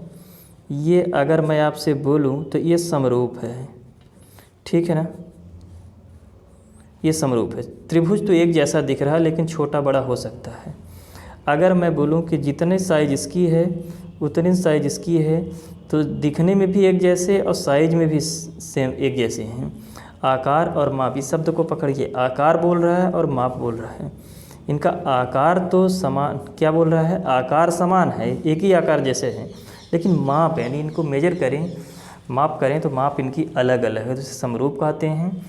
और जिनका आकार और माप दोनों समान होता है उसे क्या बोलते हैं, सर्वांग सम। इसको ध्यान रखें, सर्वांग सम का चिन्ह ऐसे होता है, 2 लाइन सीधी 1 लाइन टेढ़ी, और इसका सिर्फ 1 लाइन टेढ़ी। तो ये हो गई बात आपको सर्वांग सम और समरूप की। अब बिंदु 4 0 एक्स अक्ष पर स्थित है, कैसे पता चला, ये देखिए, ये बिंदु जो है ये हमारा, ये 4 0 को लिखना है तो x बराबर हम 4 यहाँ पहुँचे, अब y में 0 है तो कहीं नहीं जा रहे हैं, यहीं पे रुकना पड़ेगा। तो x की डिस्टेंस ये 4 यूनिट में गया तो यहीं पे होगा, यानी ये x अक्ष पे है। ठीक, अगर यहीं पे -4 होता, -4 और 0 होता तो ये हमारे x एक्सिस पे ही है, पर निगेटिव साइड इधर आना पड़ता। अगर यही होता 0 4 तो इसको हम बनाते हैं x एक्सिस तो कहीं नहीं जा रहे हैं, y एक्सिस में 4 इस जगह पे आते, और 0 -4 होता तो ये हमारा नीचे साइड की ओर आता, इस निगेटिव y एक्सिस पे। तो आपको ये समझ में आया, ये तो 9th क्लास में भी है बहुत सारी चीज़ें। चलिए अब नेक्स्ट देखते हैं। अब वृत्त की एक ऐसी छेदक रेखा वृत्त को कितने बिंदुओं पर प्रतिच्छेद करती है, तो वृत्त की कोई भी छेदक रेखा वृत्त को 2 बिंदुओं पर, ये वृत्त है इसकी छेदक रेखा है, तो ये 1 और 2 जगह पे प्रतिच्छेद करती है। ये सारे क्वेश्चन आपके एग्जाम में आ चुके हैं, इनको आप रटिए समझिए जैसा भी है। तो अगर आप ध्यान से देखिएगा, अगर आप 75 का पेपर देते हैं तो 30 नंबर तो ऑब्जेक्टिव आएगा। जो व्यक्ति 90+ सीरीज में जाना चाहता है तो ये रटे होने चाहिए, क्योंकि 5 क्वेश्चन ऐसे आएंगे कि उनसे भी गलत होंगे। तो अगर ये रटे रहेंगे तो आप गलत नहीं करोगे। और जो बच्चे फेल होने की कंडीशन में हैं तो यार 75 में से आप क्या 30 नंबर यहाँ से नहीं ला सकते, 20 नंबर नहीं लेके आ सकते, और 10 नंबर को आप कहीं से 2 क्वेश्चन रट लीजिए, वो तो बने बनाए हैं। बता दूंगा कौन सा क्वेश्चन आएगा, फिक्स है। तो ये आ गया, बात हो गई। अब √2 एक अपरिमेय संख्या है, यह परिमेय संख्या है। देखिए क्या है, इसका होता है अपरिमेय संख्या। तो इसका चैप्टर नंबर 1 से है। चैप्टर नंबर 1 में देखिए, न केवल √2, √3, √5 सभी क्या हैं, अपरिमेय संख्याएं हैं। तो इसको आप ध्यान रखिएगा, ये कैसी है, अपरिमेय संख्या है। ठीक है, तो ये हो गई नंबर 1 से, चैप्टर नंबर 1 से। अब आते हैं, श्रीधराचार्य ने एक सूत्र प्रतिपादित किया जिसे अब किस रूप से जाना जाता है? द्विघात समीकरण। श्रीधराचार्य ने एक सूत्र प्रतिपादित किया था जिसे अब श्रीधराचार्य के नाम से जाना जाता है। ये देखिए द्विघात सूत्र है, इसे द्विघात सूत्र के नाम से जाना जाता है। श्रीधराचार्य सूत्र भी इसे कहते हैं। x बराबर -b plus minus √b² - 4ac/2a। तो ये रहा क्वेश्चन आपका श्रीधराचार्य सूत्र का, जो कि आप लिख सकते हैं। इसे अब द्विघात समीकरण के नाम से जाना जाता है। ये AP बराबर दिया है 5, 10, 15 का 10वां पद आपको निकालना है। तो ये तो आप तो कई बार लगा चुके हो। ये SN का फार्मूला यहाँ से देखिए, ये SN का फार्मूला, AN का फार्मूला लगा दीजिए और N का पद निकाल लीजिए। तो देखिए AN का फार्मूला क्या होगा? AN बराबर A प्लस n - 1 इंटू, देख कितने काम का है ये फार्मूले। सारी चीज़ जितना मैं नोट्स बना के दिया हूँ आपको, तो अगर आप चाहेंगे तो PDF मिल जाएगी आपको, या फिर आप यहीं से इसको देख के नोट्स बना सकते हैं तो और अच्छा है, आपका बाई हैंड रिटन हो जाएगी। तो यहाँ पे हम फार्मूला क्वेश्चन का देखते हैं, सॉल्व करते हैं। फर्स्ट टर्म क्या है? 5 है, प्लस कौन सा पद निकालना है? 10वां पद निकालना है, तो 10 हो जाएगा -1 इंटू D कितना हो जाएगा? 10 में 5 घटाइए, दूसरे पद में पहले पद को घटाइए तो 5 आएगा। सॉल्व कर दीजिए, 9 गुणे 5, तो 5 + 45 यानी आप जोड़ दीजिए 50 आएगा। हमारा आंसर कितना आ गया? 50। तो आप 5th चैप्टर से भी इस क्वेश्चन को हम बना लिए हैं। अब आते हैं नेक्स्ट, आगे क्या है, कुछ क्वेश्चन और सॉल्व करते हैं। जैसा कि ये देखिए 2019 से 14 तक के सारे प्रश्न बता रहा हूँ। तो सभी समबाहु त्रिभुज समरूप होते हैं या समद्विबाहु होते हैं। तो ये कैसे होते हैं? समबाहु त्रिभुज, ये तो चैप्टर नंबर 6 का है, जो कि मैं ये नोट्स बनाया हूँ। सभी समबाहु त्रिभुज कैसे हो? समबाहु त्रिभुज समरूप होते हैं। वही चीज़ पूछ रहे हैं ना, समबाहु त्रिभुज कैसे होते हैं? समरूप होते हैं। ये हो गया। नेक्स्ट, किसी बिंदु की x अक्ष से दूरी कोटि कहलाती है। अगर आपसे पूछा जाए कि ये हमारा बिंदु है, ये मान लो बिंदु है, तो x अक्ष से दूरी भुज और कोटि 2 चीज़ें होती हैं। तो हम y अक्ष से जब इधर जाते हैं तो उसे क्या बोलते हैं? भुज। और जब हम x अक्ष से बात कर रहे हैं ना, x अक्ष से ऊपर जाएंगे या नीचे जाएंगे, तो इसे हम कोटि बोलते हैं। क्या बोलते हैं? कोटि। तो ये हो गया। एक निश्चित घटना की प्रायिकता 1 होती है। ये तो बता ही चुका हूँ, निश्चित घटना की प्रायिकता क्या होती है? 1 होती है। ये बता चुका, निश्चित घटना की प्रायिकता क्या होती है? निश्चित घटना की प्रायिकता 1 होती है। इसको आप नोट कर सकते हैं। √2 एक अपरिमेय संख्या है, इसको भी बता चुका हूँ। 4x के बहुपद, और इसको देखते हैं। चलिए, द्विघात समीकरण ax² + bx + c = 0 को हल करने हेतु ये द्विघात समीकरण आपका कितना दिया हुआ है?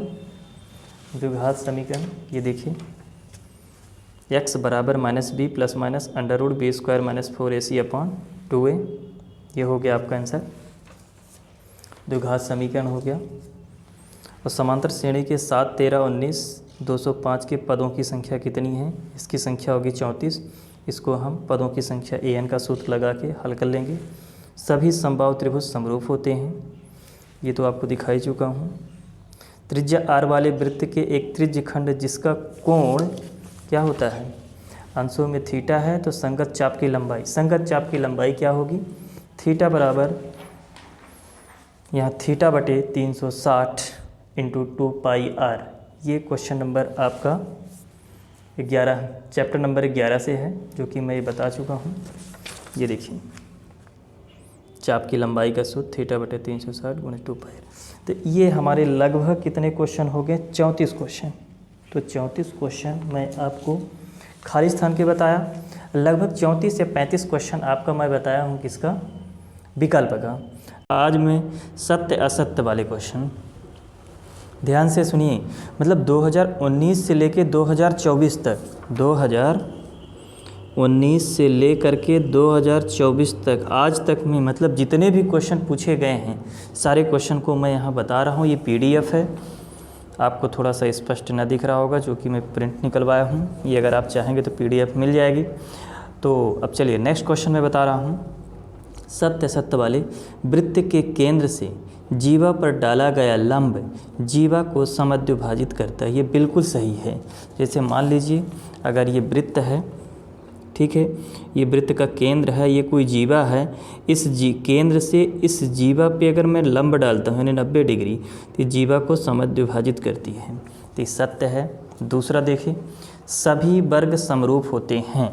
तो ये क्वेश्चन तो आप, मैं जब से पढ़ा रहा हूँ ये विकल्प वाले क्वेश्चन, तब से 4 बार क्वेश्चन मिल चुका होगा, 4-5 बार। ये देखिए मेरी नोट्स, आप इसको चाहें तो नोट कर सकते हैं। क्या प्रश्न है? सभी वर्ग समरूप होते हैं।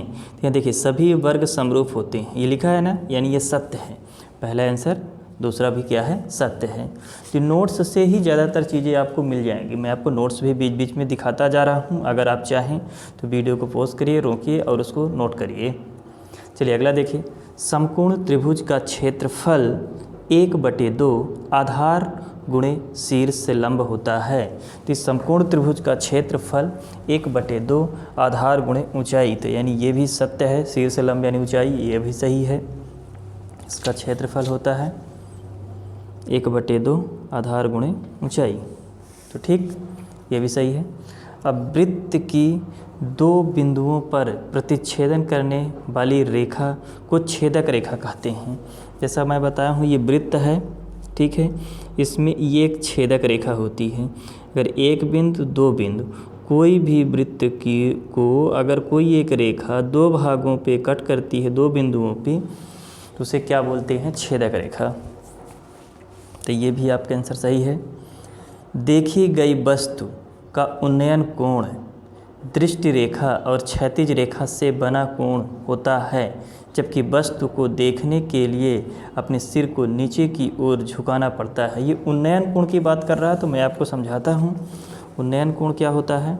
जैसे मान लो ये है, ये ठीक। अब ध्यान से देखिए, अब कोई व्यक्ति यहाँ से अगर ऊपर की ओर देखता है, ये ऊपर की ओर देखता है, यहाँ से अगर आप ऊपर की ओर देखते हो तो ये क्षैतिज रेखा है। ये कौन सी रेखा है? क्षैतिज रेखा, क्षैतिज रेखा। और ये कौन सी रेखा है? दृष्टि रेखा, दृष्टि रेखा। इनके बीच में थीटा। जब हम इसकी परिभाषा देखिए, जब नीचे से ऊपर की ओर देखते हैं तो क्षैतिज रेखा और दृष्टि रेखा के बीच बने कोण को उन्नयन कोण कहते हैं। उन्नयन कोण कहते हैं। दृष्टि रेखा और क्षैतिज रेखा के बीच बने कोण को उन्नयन कोण कहते हैं। तो क्या प्रश्न है? देखी गई वस्तु का उन्नयन कोण दृष्टि रेखा, ये देखिए दृष्टि रेखा की बात किया, और क्षैतिज रेखा, ये दृष्टि रेखा हो गई, क्षैतिज रेखा हो गई, के बीच बना कोण। जब वस्तु को देखने के लिए हमें सिर को नीचे यानी ऊपर से बात कर रहा है, ये गलत है। हम सिर को नीचे से ऊपर की ओर कर रहे हैं, सिर को नीचे से ऊपर की ओर झुकाना पड़ता है, तो ठीक है ना, ये गलत है। हमें नीचे से ऊपर की ओर ले जाना पड़ता है, ये ऊपर से नीचे की ओर बता रहा है, ठीक है, इसलिए गलत है। ये अवनमन कोण की बात कर रहा है। अब देखिए, चलिए देख लें अगला। त्रिज्या r वाले वृत्त की परिधि 2πr, इसको आप देख लेना। चलिए ये इसका क्या है? त्रिज्या r वाले वृत्त की परिधि 2πr, इसको तो मैं बता चुका हूँ। ये देखिए आप, परिधि का सूत्र क्या होता है? वृत्त की परिधि 2πr, वृत्त की परिधि क्या है? 2πr, ठीक है ना। तो r वृत्त वाले परिधि क्या हो जाएगी? ये नोट्स में है। घात 2 के बहुपद के अधिक से अधिक 2 शून्यक हो सकते हैं। घात 2 के अधिक से कितने बहुपद हो सकते हैं? 2 हो सकते हैं। तो ये भी क्वेश्चन मैं आपको बता चुका हूँ। एक मिनट। तो आपने देखा, किसी घात 2 के बहुपद के अधिक से अधिक 2 शून्यक हो सकते हैं। अगर ये x², जितनी घात होगी, सबसे बड़ी घात x² है तो 2 शून्यक, सबसे बड़ी घात 3 है तो इसके 3 शून्यक। जितनी बड़ी सबसे ज़्यादा घात होने, जितनी सबसे बड़ी घात होगी उतने शून्यक होंगे। ये हो गया। किसी बिंदु की बाई अक्ष से दूरी उस बिंदु का बाई निर्देशांक कहलाता है। इसको थोड़ा सा समझिए। ये हमें बाई एक्सिस है और ये एक्स एक्सिस है। प्रश्न में क्या बोला है, किसी बिंदु की बाई अक्ष से दूरी, मतलब किसी बिंदु की बाई अक्ष से दूरी, मतलब बाई अक्ष से दूरी, ये हमारा बाई अक्ष है, ध्यान से देखिए ये बाई अक्ष है।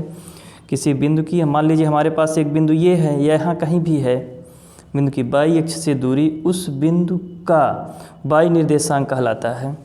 इस बिंदु की बाई अक्ष से दूरी, देखिए यहाँ बाई अक्ष की दूरी बाई निर्देशांक नहीं कहलाएगा, एक्स निर्देशांक कहलाएगा, इसलिए ये गलत है, ठीक है ना। हमें यहाँ से ये एक्स की दूरी कहलाती है, एक्स की दूरी कहलाती है, बाई अक्ष से एक्स की दूरी कहलाएगी किसी बिंदु की, ठीक है। तो ये गलत है, असत्य है। तो ये रहा क्वेश्चन आपका। चलिए अब नेक्स्ट देखते हैं। अब हम क्वेश्चन नंबर में आ गए हैं, किस में, 9 क्वेश्चन हो गए, 1 मिनट। तो क्वेश्चन नंबर अब 10 में आते हैं। देखिए √2 एक परिमेय संख्या है, इसका आंसर क्या होगा, √2 एक परिमेय बोल रहा है, यानी गलत है। ये आपको तो चैप्टर नंबर 1 में देखिए, ये हमारी नोट्स देखिए, √2, √3, √5 ऐसे करके रूट में जो संख्याएं हैं, गुणनखंड जिसका पूर्ण वर्ग नहीं बनता है, सभी अपरिमेय संख्याएं हैं। तो 2, 3, 5 सब क्या हैं, अपरिमेय संख्याएं हैं। तो दूसरा नंबर गलत है। तीसरा नंबर ये 11वां नंबर √5 अपरिमेय संख्या, ये सही है, ठीक। अगला देखिए, बाह बिंदु से किसी वृत्त पर खींची गई दोनों स्पर्श रेखाओं की लंबाइयाँ समान होती हैं, बिल्कुल सही। अगर ये बोल रहा है किसी बाह बिंदु से वृत्त पर, अगर मैं, ये वृत्त है, ये बाह कोई बिंदु है, इस बिंदु से इसकी पहली स्पर्श रेखा, दूसरी स्पर्श रेखा, दोनों स्पर्श रेखाएं क्या होती हैं, बराबर होती हैं। तो ये सही है क्वेश्चन, ठीक है, ये वाला क्वेश्चन सही है। अगला देखिए, 2, 4, 8, 16 एक समांतर श्रेणी में है, ये गलत है। समांतर श्रेणी का मतलब है सभी में डी समान आना चाहिए। तो पहले में डी आ रहा 4 - 2 कितना आया, 2 आया। दूसरे में डी कितना आ रहा, 8 - 4 यानी 4 आया। तो दोनों का डी बराबर नहीं है, इसलिए ये गलत है। तो ये भी आपको समझ में आ गया, ठीक है। अब नेक्स्ट देखिए, प्रेक्षक की आँख से प्रेक्षक द्वारा देखी गई वस्तु के बिंदु को मिलाने वाली रेखा दृष्टि रेखा कहलाती है। प्रेक्षक की आँख से, मान लो ये कोई व्यक्ति है, यहाँ से देख रहा है, ठीक है ना, ये कोई टावर में कोई एक तार लगा है, ये कोई यहाँ से देखता है। प्रेक्षक की आँख से, ये प्रेक्षक है, आँख से प्रेक्षक द्वारा देखी गई वस्तु, इसके द्वारा देखी गई वस्तु, ये वस्तु है कि बिंदु से मिलाने वाली रेखा, इस बिंदु को मिलाने वाली रेखा क्या बोलते हैं, वस्तु, और उसकी आँख को मिलाने वाली रेखा को दृष्टि रेखा, बिल्कुल सही, ये दृष्टि रेखा ही है। तो ये आपका सही है, दृष्टि रेखा है। चलिए अगला देखते हैं, बिंदु x y की मूल बिंदु से दूरी क्या होती है, x² + y² अंडर रूट के अंदर, ये भी आपको मैं बता चुका हूँ। ये देखिए मूल बिंदु से दूरी, नोट्स देखिए, मूल बिंदु से दूरी क्या होती है, OP बराबर अंडर रूट x² + y², ये चीज़ है ना, ये देखिए। तो ये भी आपका आंसर सही है। नोट्स देखिए और नोट्स आप इसको नोट कर लें चैप्टर वाइज, तो बहुत अच्छा रहेगा। आपको 30 के 30 नंबर पक्के, 75 में से 30 नंबर मिल जाएंगे। अगला देखिए, x × x - 1 = 0 में x का मान 0 और 1 है। इसको चलिए देखते हैं कैसे। ये क्वेश्चन बोल रहा है, ये x लिखा है और x - 1 = 0 बोल रहा है, इसके 0 और 1 इसका आंसर होगा कैसे। इसको हम 2 भागों में बांट लिए, तो x बराबर 0 हो गया और x - 1 बराबर 0, तो x बराबर 1। तो इसका आंसर होगा, एक तो 0 हो गया, एक 1 हो गया, तो ये भी सही है। इसका आंसर क्या होगा, x बराबर 0 एक आएगा, एक x - 2 फैक्टर बन रहे हैं, तो 16 नंबर भी सही है। समांतर श्रेणी देखिए, 10, 7, 14 का 10वां पद क्या होगा। ये क्वेश्चन तो शायद मैं सॉल्व करा चुका हूँ, पर फिर भी देख लेते हैं।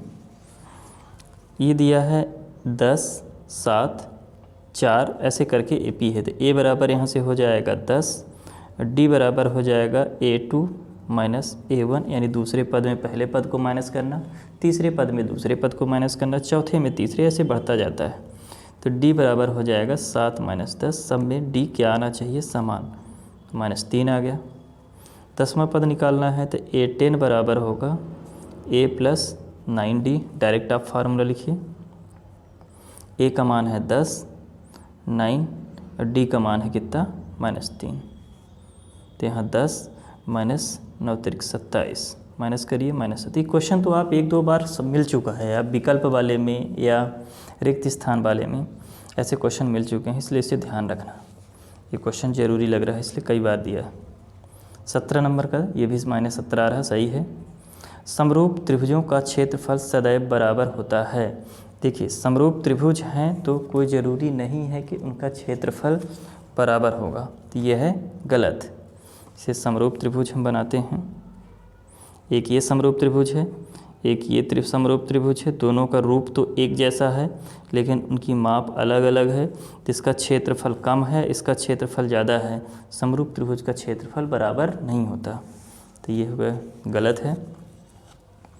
शंकु का आयतन क्या होता है, πr² होता है, ये भी गलत है। शंकु का आयतन होता है 1/3 πr², 1/3 πr²। तो इसको अगर मैं अपनी नोट्स दिखाऊं तो नोट्स में अगर हमारे देखेंगे तो उसमें आपको ये मिल जाएगा। ये हमारा नोट्स है वक्र पृष्ठीय आयतन का, घन के सारे फार्मूले लिखे हैं। ये आपको विशेष लिखा है चारों दीवारों का क्षेत्रफल क्या होता है, आधार का परिमाप गुणे ऊंचाई।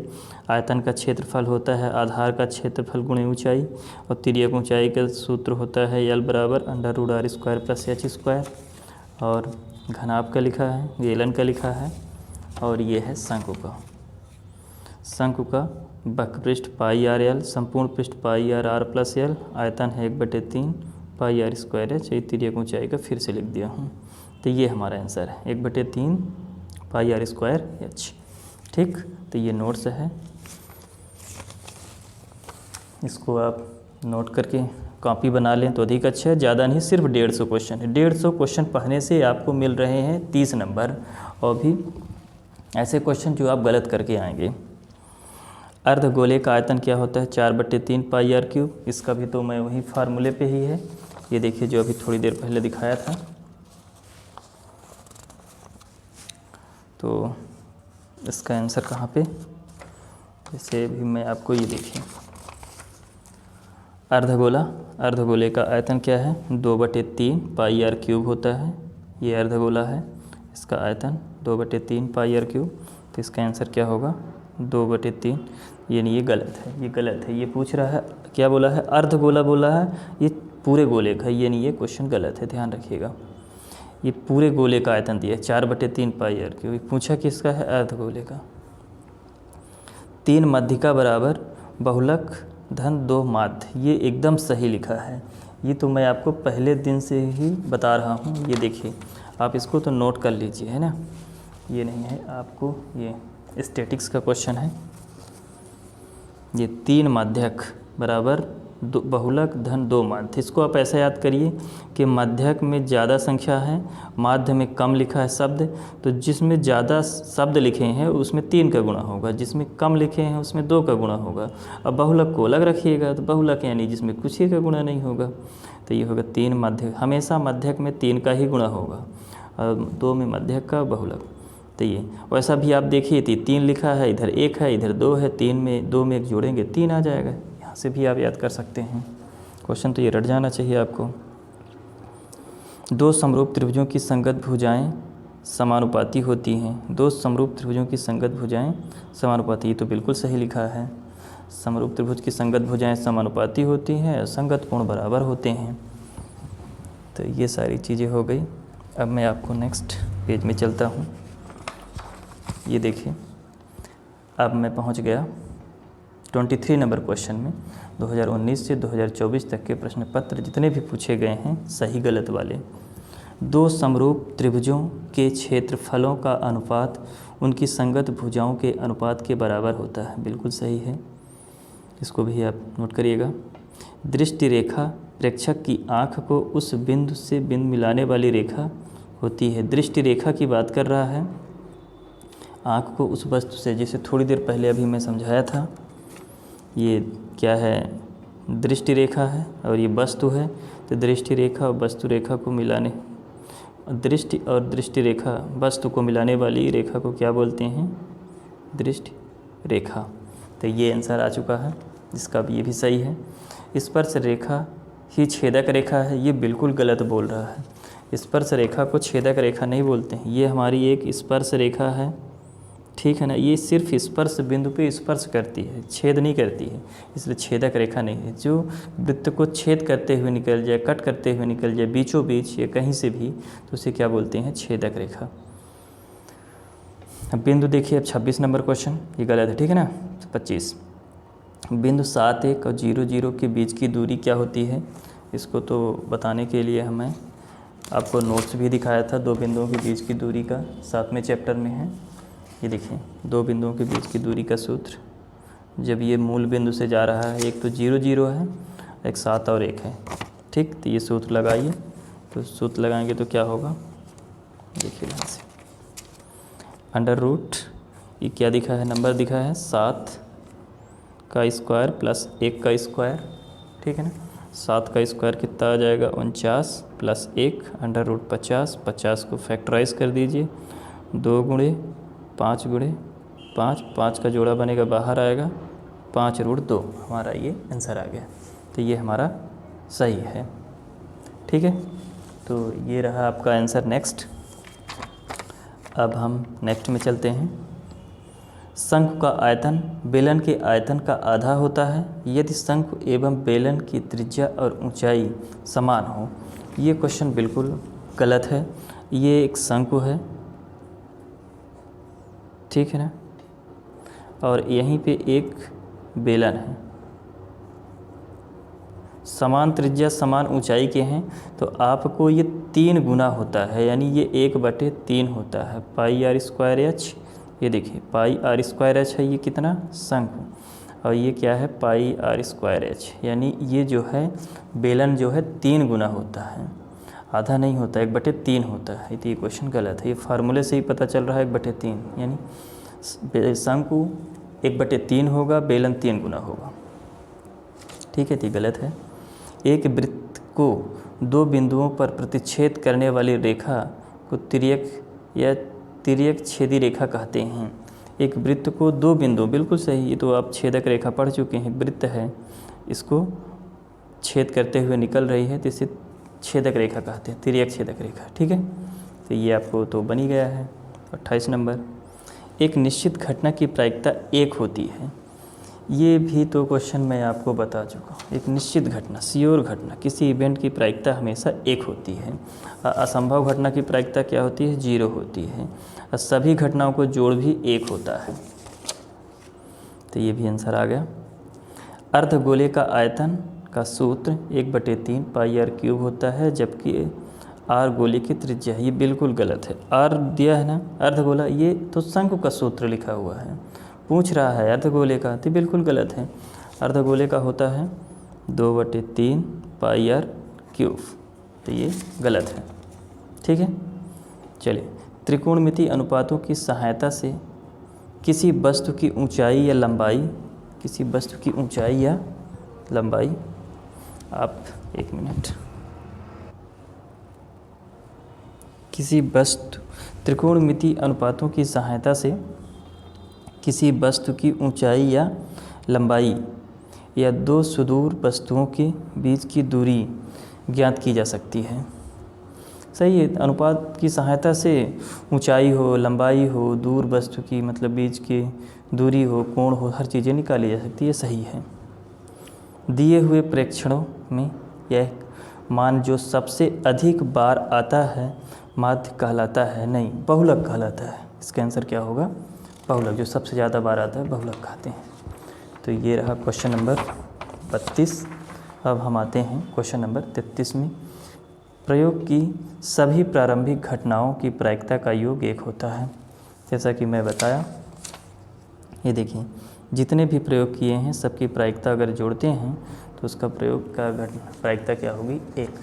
आज इसी क्रम में मैं आपको बता रहा हूँ सही जोड़ी 2019 से लेके 2024 तक में क्लास 10th के बोर्ड पेपर में जितने भी जोड़ी पूछी गई है उनको बता रहा हूँ।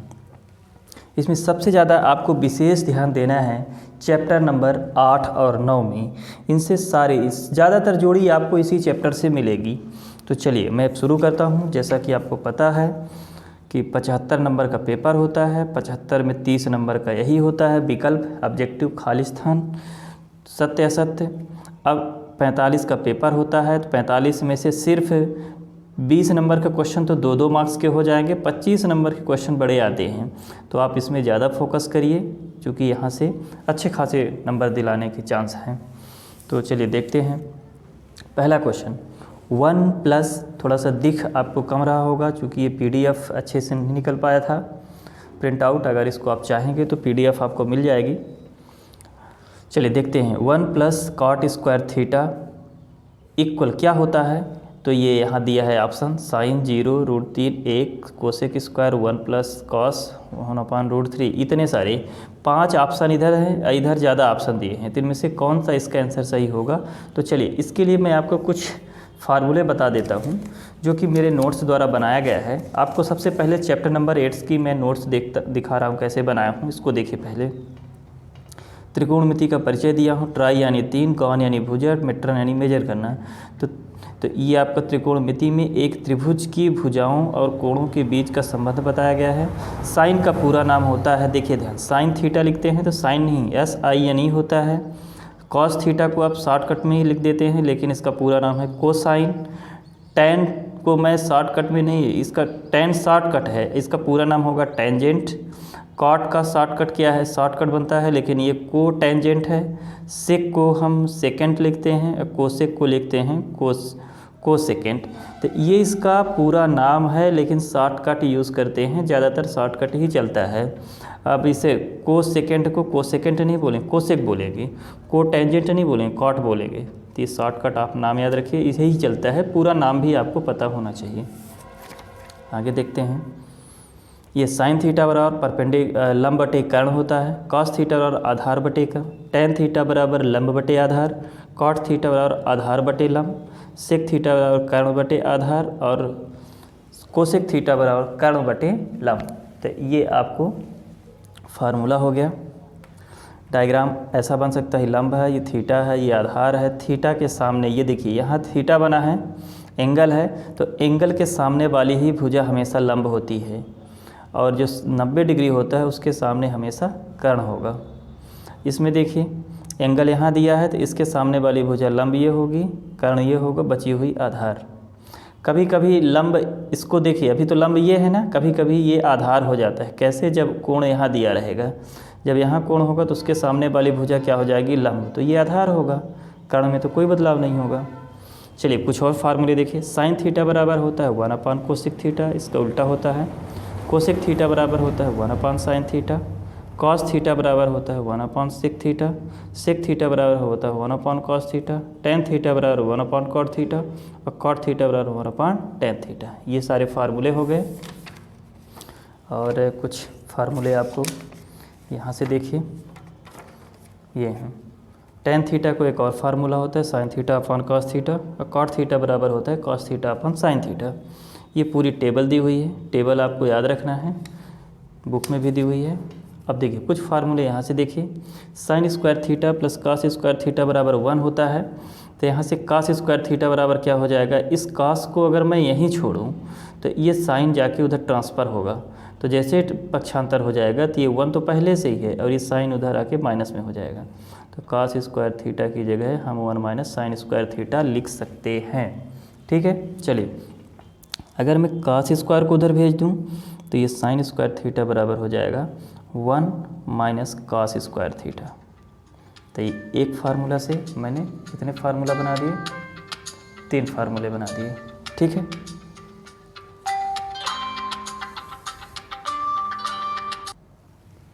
तो देखिए नेक्स्ट अब क्या है। 1 प्लस टेन स्क्वायर थीटा बराबर होता है सेक स्क्वायर थीटा। अब इसी को अगर मैं टेन को यहीं रहने दूँ, 1 को उधर भेज देता हूँ अपोजिट साइड में, तो ये सेक स्क्वायर थीटा है, ये 1 आ गया तो माइनस हो जाएगा, तो टेन स्क्वायर थीटा बराबर हो जाएगा सेक स्क्वायर थीटा माइनस 1। और 1 को यहीं रहने दूँ, टेन को उधर भेजूँ तो sec square theta minus tan square. ये डायरेक्ट आपको मिलेगा रिजल्ट, अभी ऑब्जेक्टिव जब पता होगा तो। चलिए अगला देखते हैं। 1 प्लस काट स्क्वायर थीटा बराबर क्या होता है, सेक स्क्वायर थीटा। 1 को यहीं रहने दें, काट को इधर भेजते हैं, या पहले 1 को इधर भेजते हैं तो इससे कोसेक स्क्वायर थीटा -1 हो जाएगा। और इस बार काट को उधर भेजें तो 1 बराबर cosec square theta minus cot theta. तो ये रही जानकारी कुछ, और आपको कुछ और रिजल्ट यहाँ से कुछ फार्मूले और पता होना चाहिए, जो कि हालांकि अब सिलेबस से हट चुका है, लेकिन आपको इसमें अब जेओडी में मिलेगा इसलिए बता रहा हूँ। साइन 90 माइनस थीटा बराबर cos theta, cos 90 minus theta बराबर sine theta, tan 90 minus theta बराबर cot theta, cot 90 minus theta बराबर tan theta, sec 90 minus theta बराबर cosec theta, cosec 90 minus theta बराबर सेक थीटा। तो ये आप नोट कर लीजिए वीडियो को रोक करके, और यहाँ से अब चलिए ऑब्जेक्टिव बनाते हैं। अब सारी जितनी चीज़ें मैं आपको बताया हूँ यहीं से सारे क्वेश्चन आपके बन जाएंगे। तो चलिए पहला देखिए, 1 प्लस कॉट स्क्वायर थीटा बराबर क्या हो जाएगा। अब जैसा कि आपने इसमें देखा है, बताइए 1 प्लस कॉट स्क्वायर थीटा बराबर क्या होता है, सेक स्क्वायर थीटा। तो इसका ऑप्शन कौन सा होगा, ये। तो इसका आंसर होगा पहले का 1 प्लस कॉट स्क्वायर थीटा बराबर कोसेक स्क्वायर थीटा, ये नंबर आ गया। ठीक, चलिए अगला देखते हैं। सेक थीटा बराबर क्या होता है, तो इसको आपको पता होना चाहिए। अभी मैं थोड़ी देर पहले बताया कि एक फार्मूला, इसको देखिए तो सेक थीटा बराबर यहाँ से देखिए क्या होता है, सेक थीटा बराबर 1 अपॉन कॉस थीटा। तो इसमें कहीं है 1 अपॉन कॉस थीटा, ये देखिए 1 अपॉन कॉस थीटा। तो इसकी जगह क्या हो जाएगा, सेक थीटा बराबर 1 अपॉन कॉस थीटा। फिर sign square theta plus cos square theta बराबर क्या होता है, 1। तो ये तो आपको पता होना चाहिए, इसमें पहला ही फार्मूला है, ये देखिए sign square theta plus cos square theta बराबर 1। एक भी क्वेश्चन आपका बाहर नहीं जाएगा, जो ये नोट्स मेरी है तो नोट्स से एक भी क्वेश्चन बाहर नहीं जाएगा, इसको आप नोट करिए अच्छे से। फिर देखिए टेन थीटा बराबर 60 लिखा है, टेन 60 बराबर क्या होता है, इसको भी हम नोट्स में देख लेते हैं। टेन 60, तो चलिए इसको देखते हैं। टेन 60, ये टेन है, 60 यहाँ है, तो देखिए टेन और ये 60 यानी √3, तो इसका आंसर क्या हो जाएगा, √3। तो टेन 60 बराबर √3। ठीक है, चलिए कॉस 90 माइनस थीटा बराबर, इसको भी अभी थोड़ी देर पहले बताया हूँ, ये देखिए कॉस 90 माइनस थीटा बराबर साइन थीटा। तो इसका आंसर क्या हो जाएगा, साइन थीटा। तो ये पूरा ऑब्जेक्टिव यहाँ आ चुका है। तो ये आपको समझ में आया। चलिए अब नेक्स्ट देखते हैं, पूरा हो गया। दूसरे नंबर में आते हैं। सेक 90 माइनस थीटा बराबर क्या होता है, कोसेक 90 माइनस थीटा बराबर, देखिए कोसेक 90 माइनस थीटा बराबर क्या हो जाएगा, सेक थीटा। तो इसका आंसर क्या हो जाएगा, सेक थीटा, यानी आपका सी नंबर। इसमें सी में आ जाइए आप। ठीक है, फिर अगला देखिए, सी हो गया इसका। ये sec square theta minus tan square theta, थोड़ी देर पहले अभी मैं बताया आपको। तो इसको ये देखिए क्या लिखा है, sec square theta minus tan square theta बराबर, यहाँ लिखा है ना, और अंडर रूट भी लगा देते हैं। तो अंडर रूट लगाएंगे तो 1 का भी अंडर रूट लगाएंगे, तो ये आंसर हमारा क्या आ जाएगा, sec square theta minus tan square theta बराबर 1 ही रहेगा। तो इसका आंसर क्या हो जाएगा, डी नंबर। ठीक, अब साइन जीरो का मान क्या होगा, ये टेबल में आप देख लीजिए। सारी चीज़ें, एक भी क्वेश्चन आपका बाहर नहीं जाएगा। जितना मैं टेबल बनाया हूँ, ये नोट्स अगर 3 पेज आपसे बनता है, किसकी वैल्यू पूछा, साइन जीरो। यहाँ देखिए साइन और ये जीरो, साइन जीरो का मान 0। तो इसका आंसर क्या हो जाएगा, 0। 0 में पहुँच गए। अब टेन थीटा बराबर क्या होता है, ये भी आपको यहाँ देख लीजिए। टेन थीटा बराबर sine theta upon cos theta. ये देखिए टेन थीटा का मान क्या हो जाएगा, sine theta upon cos theta. Cos 45 का मान, ये देखिए कॉस 45 कहाँ, ये कॉस है और ये 45 है, तो कॉस 45 का मान होगा 1/√2। तो इसका आंसर होगा 1/√2। कंप्लीट हो गया। तो ये हमारी नोट्स आपको कितने काम का है, देखिए ऐसे नोट्स आप बना सकते हैं अच्छे से, पूरा का पूरा। देखिए सिर्फ 9 चैप्टर से ही ये ऑब्जेक्टिव पूरा क्लियर होगा। तो चलिए अगला देखते हैं, साइन जीरो का मान। साइन जीरो का मान इस नोट्स में देखिए, साइन ये है, जीरो ये है, तो साइन जीरो का मान 0। तो इसका आंसर क्या हो जाएगा, पहले का डी हो जाएगा। ठीक है, टेन 60 का मान देखिए, ये 10 है और ये 60 है। टेन 60 का मान अभी एक थोड़ी देर पहले और मिला था, √3 है। टेन 60 का मान क्या आ गया, √3। तो इसको आप टेन 60 को √3 कहाँ है, ये है, √3 में मिला है। Sin square theta plus cos square theta बराबर, ये तो आपको पहले ही मिल चुका है। सबसे पहला आइडेंटिटी, ये देखिए sign square theta plus cos square theta बराबर 1। तो इसका आंसर क्या हो जाएगा, 1। ठीक है, अब cos 60 का मान क्या हो जाएगा, इसको भी देखिए चलिए। cos 60 देखिए, ये है cos है और ये 60 है, तो cos 60 का मान होगा 1/2।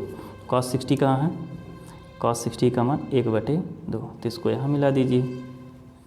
अब 1 + tan स्क्वायर थीटा, इसको भी मैं थोड़ी देर पहले बताया, ये आपका है यहाँ क्या पूछा है, 1 + tan स्क्वायर थीटा। ये देखिए 1 + tan स्क्वायर थीटा बराबर सेक स्क्वायर थीटा, तो इसका ऑप्शन क्या हो जाएगा, सेक स्क्वायर थीटा। ये चले आइए, तो इसमें भी मिल गया, ये जोड़ी बन गया।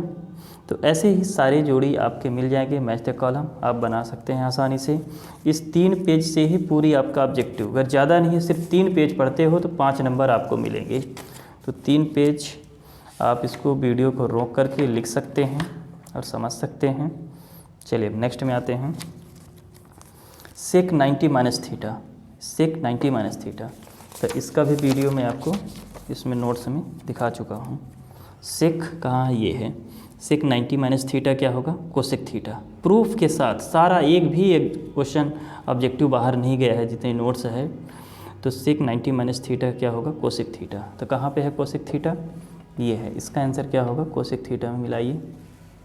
फिर कॉस थीटा, कॉस थीटा बराबर क्या होता है, यहाँ कॉस थीटा है, कॉस 0 है, शायद मेरे हिसाब से कॉस थीटा है। कॉस थीटा को तो थोड़ी देर पहले ही बता चुका हूँ। ये देखिए कॉस थीटा, ये देखिए यहाँ कॉस थीटा बराबर क्या होता है, 1/sec थीटा। कॉस थीटा बराबर 1/sec थीटा, तो कॉस थीटा का क्या होगा, 1/sec थीटा। साइन 0, साइन 0 का भी मान देखिए क्या है, ये है साइन 0। साइन 0 का मान 0, जैसे कि यहाँ पे बताया हूँ। तो इसको आप मिलाइए, साइन 0 का मान 0 और कॉस 0 का मान, तो ये आपको देखिए इसमें कॉस 0 का मान क्या होता है, 1, तो इसको आप 1 में मिलाएं। ठीक है, और √1 + tan स्क्वायर थीटा, तो इसको भी मैं आपको बता चुका हूँ। ये देखिए, यहाँ देखिए ये 1 + tan स्क्वायर है, इसको अगर हम स्क्वायर हटाएं यहाँ से, रूट लगा दें, तो ये रूट इधर आएगा स्क्वायर वाला, तो ये सेक थीटा हो जाएगा। 1 + tan स्क्वायर थीटा बराबर क्या होगा, सेक थीटा। तो ये कहाँ पे है, एफ में, तो इसका आंसर क्या होगा, एफ नंबर। ठीक, अब 1 - cos स्क्वायर थीटा, ये देखिए 1 - cos square theta, root square इधर से हट के रूट लगेगा, तो ये बचेगा साइन थीटा। तो इसका आंसर क्या होगा, साइन थीटा। तो इसका आंसर आ जाएगा साइन थीटा। ठीक, तो ये चौथा नंबर भी बन गया आपसे। देखिए पूरी नोट्स से ही सारा क्वेश्चन आपका बन रहा है, एक भी कहीं इधर उधर नहीं जा रहा है। चलिए नेक्स्ट, अब आते हैं 5th नंबर क्वेश्चन पे। Sign square theta + cos square theta बराबर 1 होता है, थोड़ी देर पहले अभी दिखा है। ये देखिए sign square theta + cos square theta बराबर 1, तो इसका आंसर क्या होगा, आप मैच करिए फर्स्ट का डी में। tan 90 - थीटा, इसको अगर हम मैच करेंगे तो क्या होगा, इसको देखिए tan 90 - थीटा या tan 90 - a होगा, तो क्या हो जाएगा, देखिए यहाँ tan 90 - थीटा cot a, क्या आ जाएगा, cot a। cot a कहाँ है, ये है, तो इसको हम मिला देते हैं थर्ड का g, थर्ड का क्या हो जाएगा, g, ये g पे आएगा। ठीक है, फिर 9 sec square theta - 9 tan square theta, ये आपकी बुक का एक क्वेश्चन है। तो अगर यहाँ से 9 दोनों से मैं कॉमन ले लूँ, इसको देखिए तो इसको कैसे बना सकता हूँ, 9 sec square theta - 9 tan square theta, 9 में कॉमन ले लूँ, sec square theta - tan square theta, इसकी वैल्यू क्या होती है, 1, तो ये आ जाएगा 9। 9 किस में है, एफ में है। तो 1 कैसे आई वैल्यू, इसका तो फार्मूला आपको बता चुका हूँ, फार्मूले के थ्रू 1 आ गया। तो इसका आंसर क्या हो जाएगा, एफ नंबर। 2 बिंदु दिए हैं, ये देखिए 2 बिंदु दिए हैं, 0, 4 और 3, 0 के बीच की दूरी का सूत्र। तो ये दूरी का सूत्र भी आपको बता चुका हूँ। और ये क्या हो जाएगा, यहाँ से देखिए 0 - 3 का स्क्वायर प्लस, नहीं 3 - 0, सबसे पहले लिखिए √3 - 0 का स्क्वायर प्लस 0 - 4 का स्क्वायर। 3 का स्क्वायर, 4 का स्क्वायर, यहाँ से हो जाएगा ये 9 और ये 16, अंडर रूट 25, 25 की जगह 5 आएगा, स्क्वायर रूट कितना आ गया 5 आया, तो इसका आंसर क्या होगा 5, ए नंबर। घनाभ का आयतन ये तो बता ही चुका हूँ, पहले भी बता चुका हूँ, कई बार बताया हूँ। इसको हमें घनाभ का आयतन पूछ रहा है, तो ये देखिए घनाभ का आयतन क्या होता है। ये घन है, घनाभ ये है घनाभ। घनाभ का आयतन लेंथ, लंबाई गुणे चौड़ाई गुणे ऊंचाई, तो LBH किस में है LBH, ABC। ये देखिए आप इसमें ABC लिख सकते हैं, ABC। लेंथ लंबाई चौड़ाई ऊंचाई ना होके ABC दिया है, तो घनाभ का आयतन क्या हो जाएगा C नंबर, ABC। वर्ग का क्षेत्रफल क्या होता है, ये तो आपको पता होना चाहिए। वर्ग का क्षेत्रफल होता है, ये हमारा वर्ग है, ये A है, ये A है, तो इस लंबाई है, ये भी लंबाई चौड़ाई सब बराबर होती है, तो A में A का गुणा करेंगे तो A स्क्वायर आएगा, A में A का गुणा तो A स्क्वायर, तो किस में है इसमें, तो ये हुआ हमारा। तो सभी मैच कर दिए हैं, तो ये रहा 5th नंबर क्वेश्चन। अब आते हैं नेक्स्ट 6 नंबर क्वेश्चन में। चलिए इसको भी देख लेते हैं। ये थोड़ा सा आपको ना दिख रहा होगा, पर समझिए मैं बोल रहा हूँ उसको आप सुन सकते हैं। Sin square 25 plus cos square 25, मतलब अगर इसको हम लिखें तो क्या लिखा है, लिख के बता रहा हूँ। Sin square 25 plus cos square 25 बराबर क्या होगा, तो जिस तरह आपने पढ़ा है sin square theta plus cos square theta बराबर 1, उसी प्रकार ये भी 1 होगा। यहाँ 25 जो लिखा है इसका मतलब एंगल है, जिस तरह ये थीटा है, तो इसका आंसर क्या होगा 1। तो किस में जाएगा, C नंबर में। पहला कहाँ जाएगा, C में। ठीक। tan थीटा बराबर क्या होगा, ये तो क्वेश्चन आपको मैं बता चुका हूँ। tan थीटा बराबर क्या होगा, sine theta upon cos theta. ठीक है, तो ये आंसर हो जाएगा tan थीटा बराबर sine theta upon cos theta. तो ये किस में जाएगा, E नंबर में। ये चला गया E में मैच किए। और सेक स्क्वायर -1 ये भी बताया हूँ। ये देखिए सेक स्क्वायर -1, सेक स्क्वायर -1 बराबर क्या होता है, tan square theta, tan square theta. तो कहाँ है इसमें, देखिए tan स्क्वायर थीटा F में, थर्ड का क्या होगा F, tan स्क्वायर थीटा। और tan 30 का मान ये भी आपको बताया हूँ। यह देखिए tan और ये 30 का मान 1/√3, इसका हो जाएगा 1/√3। त्रिज्यखंड का क्षेत्रफल और अर्धगोले का आयतन, ये तो इस चैप्टर का नहीं है, ये अगले चैप्टर मतलब नेक्स्ट चैप्टर का है। क्या बोला है, त्रिज्यखंड का क्षेत्रफल। ये देखिए त्रिज्यखंड का क्षेत्रफल θ/360 गुणे πr स्क्वायर, तो इसका आंसर ये है। कहाँ पे है, 5th का D नंबर। और अर्धगोले का आयतन क्या हो जाएगा, अर्धगोले का आयतन भी आपको मैं बता चुका हूँ। ये देखिए अर्धगोला आयतन क्या हो, 2/3 πr³, 2/3 πr³। ये अर्धगोले का आयतन होगा। कहाँ पे है 2/3 πr³, ये है 2/3 πr³ लिखा है, तो इसका आंसर B होगा। तो चलिए ये भी सारी चीज़ें मैं आपको बताया। अब आता है एक शब्द में अनेक उत्तर का। एक शब्द या एक वाक्य में उत्तर देना है। सिर्फ एक शब्द में उत्तर दे दीजिए या एक वाक्य में उत्तर दे दीजिए। सिर्फ 1 नंबर के क्वेश्चन, आपको 5 क्वेश्चन मिलेंगे ऐसे। तो चलिए देखते हैं।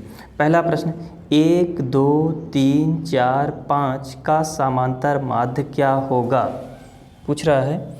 1 2 3 4 5 का समांतर माध्य क्या होगा। तो जैसा कि समांतर माध्य निकालने का आपको सूत्र पता है, सभी को जोड़ देते हैं। 1 + 2 + 3 + 4 प्लस और 5 से भाग दे देते हैं। 5 से क्यों, क्योंकि 5 नंबर हैं इसलिए। ये वाला 5 है इसलिए नहीं, क्योंकि टोटल 5 अंक हैं इसलिए हम 5 से भाग दे देते हैं। तो ऐड करिए तो कितना आएगा, इसको आप ऐड कर लीजिए। 5 4 9, 9 5 14 15, 15/5। तो 5 से भाग दे दिए, तो इसका आंसर क्या हो जाएगा 3। 5 3 15, इसका आंसर क्या होगा 3 होगा, 5 नहीं होगा। ठीक है ना।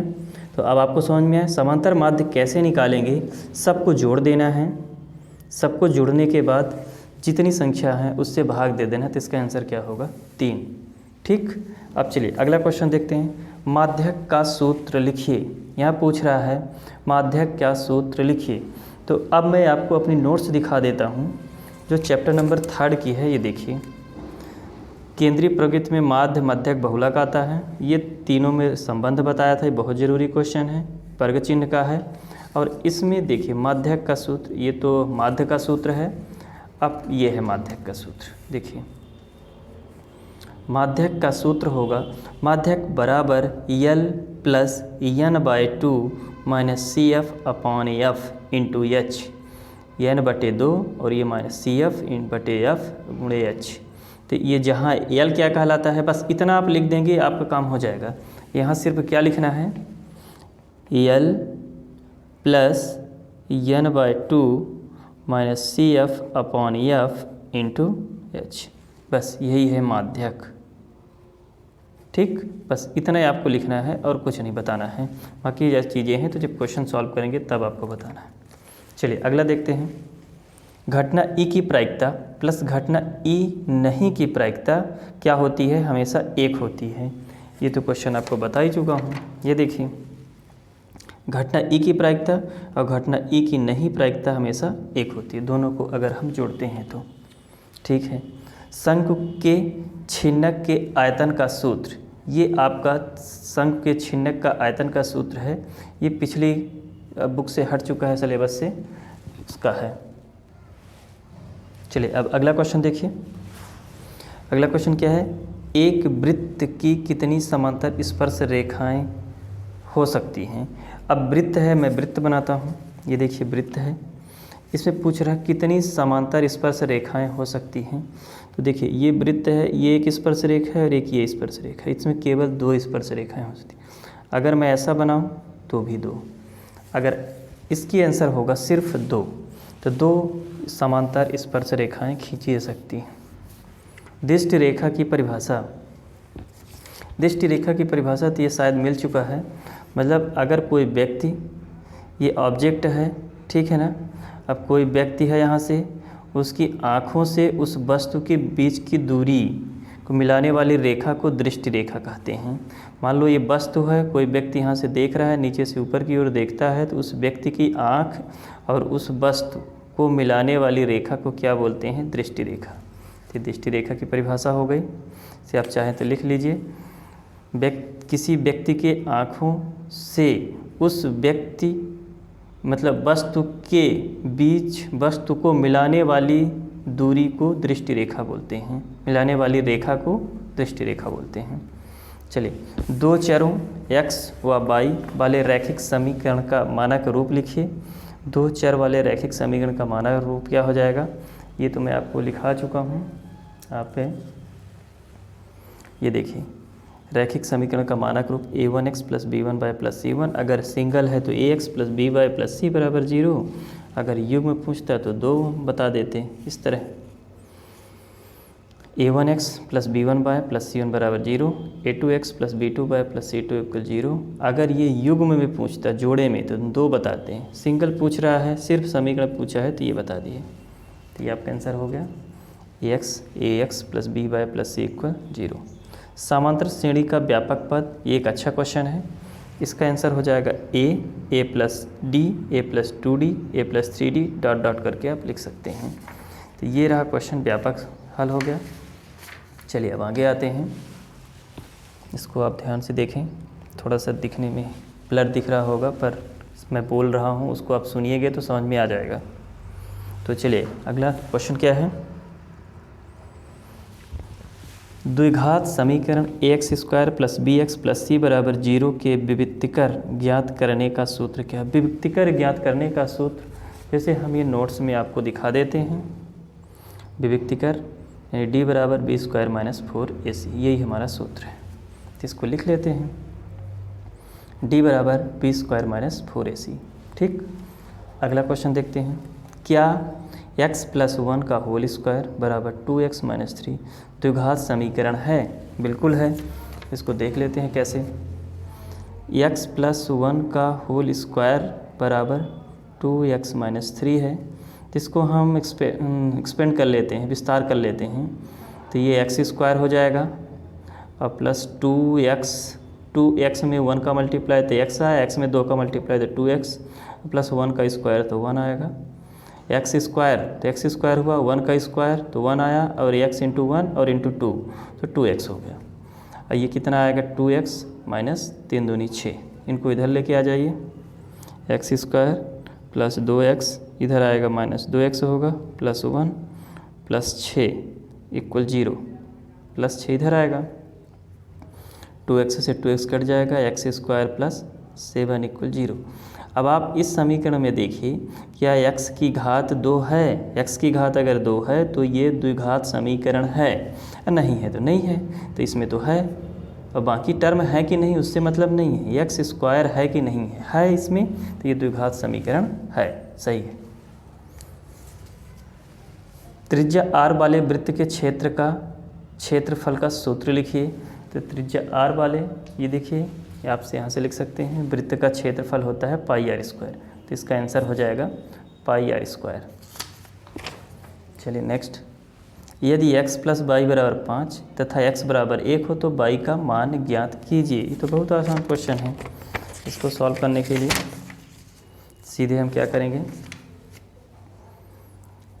x प्लस वाई बराबर 5 है तो y बराबर कितना दिया है 4, तो यहाँ लिख लीजिए 4, नहीं x बराबर 1 है ना, सॉरी x बराबर क्या है 1 प्लस वाई बराबर 5, y बराबर हो जाएगा 5 माइनस 1, y बराबर 4 आंसर आ जाएगा, इसका आंसर 4। गोले के आयतन का सूत्र, इसको भी मैं बता चुका हूँ, आप ये मेरी नोट्स देखिए, चैप्टर नंबर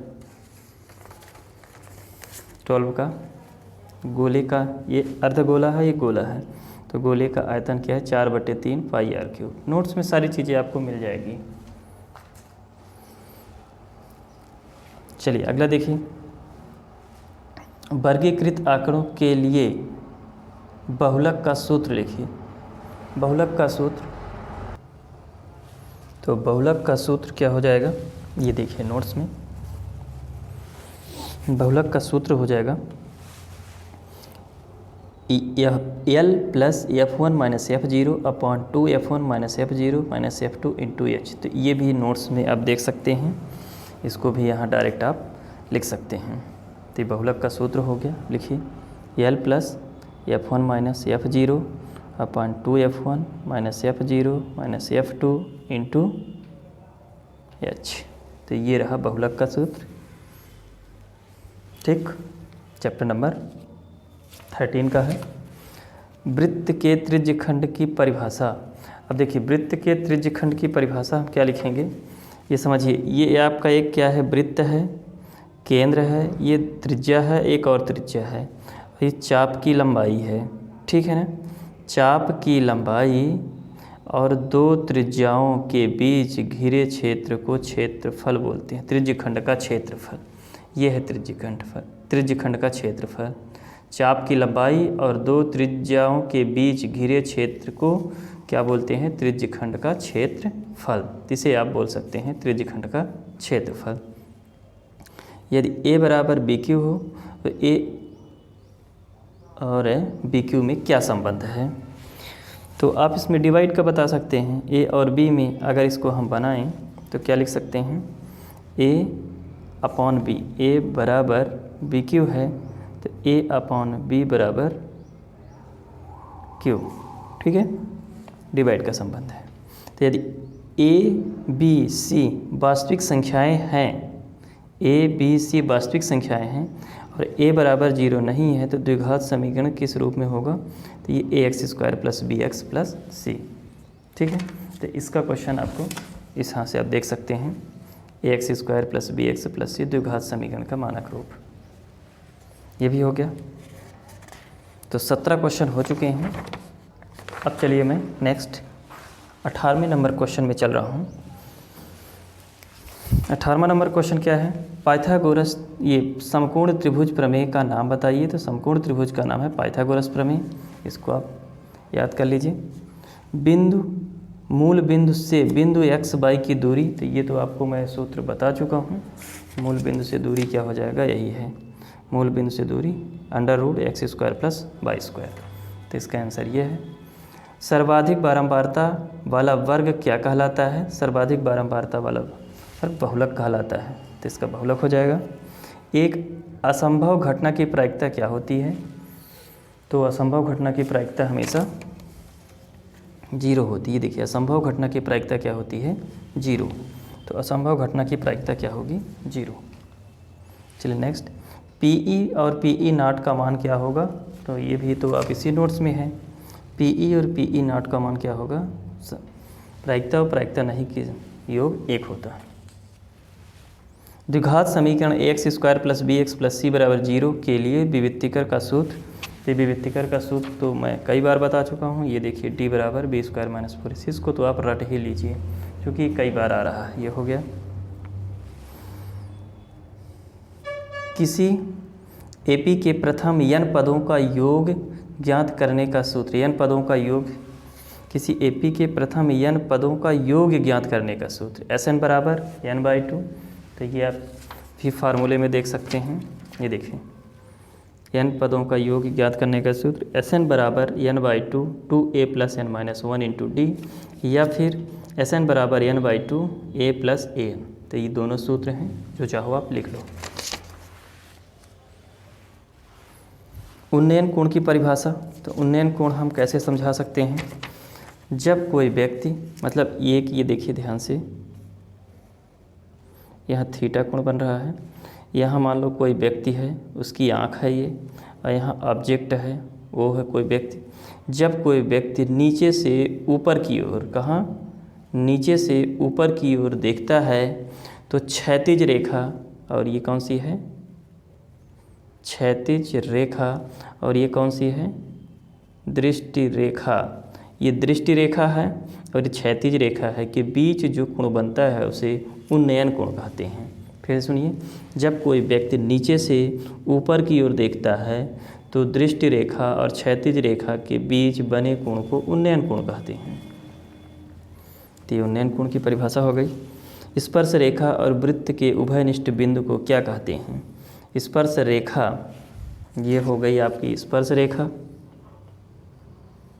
और ये हो गया इस स्पर्श बिंदु, उभयनिष्ठ बिंदु। वृत्त का एक बिंदु, जैसे ये वृत्त है उसमें एक बिंदु है, रेखा है उसमें एक बिंदु है, ये दोनों अगर हम एक जगह मिल जाएं तो स्पर्श रेखा का और वृत्त का स्पर्श बिंदु का जो उभयनिष्ठ बिंदु है उसे स्पर्श बिंदु कहते हैं।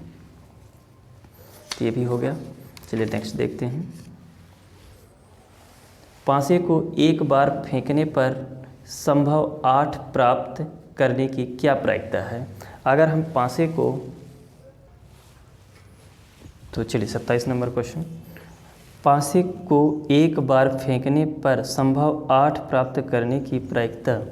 अगर एक पासा है उसको हम फेंकते हैं तो संख्या 8 प्राप्त करने की प्रायिकता क्या होगी? क्योंकि पासे में गिनती 1 2 3 4 5 6 तक ही होती है, 8 की बात कर रहा है, तो इसका आंसर होगा 0/6 यानी 0। असंभव प्रायिकता है। वर्ग चिन्ह क्या है?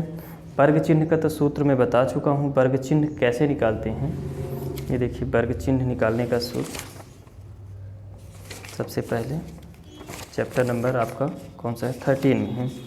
ये देखिए वर्ग चिन्ह कैसे निकालते हैं? वर्ग चिन्ह निकालने के लिए ऊपरी वर्ग सीमा और निम्न वर्ग सीमा को जोड़ देते हैं और 2 से भाग दे देते हैं। ऊपरी वर्ग सीमा कितनी है? 20 है, नहीं, निम्न वर्ग सीमा 20 है और ऊपरी वर्ग सीमा कितनी है? 40 है। तो 20 और 40 को हम जोड़ देते हैं और 2 से भाग दे देते हैं, 60/2, तो आ जाएगा 30। ठीक है, 60/3, आंसर हो जाएगा 30, इसका 0। ठीक है। यदि एपी के n वां पद ज्ञात करने का सूत्र क्या होगा? एपी का n वां पद ज्ञात करने का सूत्र, ये देखिए an = a + n - 1 × d। an = a + n - 1 × d। तो इसे आप नोट करिए, ये एपी का n वां पद निकालने का सूत्र है। ठीक। आधारभूत आनुपातिक समानुपातिकता प्रमेय का कथन लिखिए। इसे थेल्स प्रमेय भी कहते हैं, और थेल्स प्रमेय का कथन आप बुक में दिया है, उसको आप अच्छे से प्रमेय को याद कर लीजिए, क्योंकि डायरेक्ट कथन ही आ जाता है। वृत्त की छेदक रेखा की परिभाषा क्या है? जैसे वृत्त की अच्छा, ये आधारभूत अनुपातिक प्रमेय को थोड़ा सा मैं समझा देता हूँ। आधारभूत अनुपातिक प्रमेय क्या है कि जैसे एक त्रिभुज है, ठीक है ये, और इसके बिंदु को हम जिस अनुपात में मिलाते हैं इसका नाम A B C D E, तो A D upon D B और ए ई अपॉन ई सी, ये अपने को सिद्ध करना पड़ता है, ठीक है। दिया क्या रहता है, डी ई समानांतर है बी सी।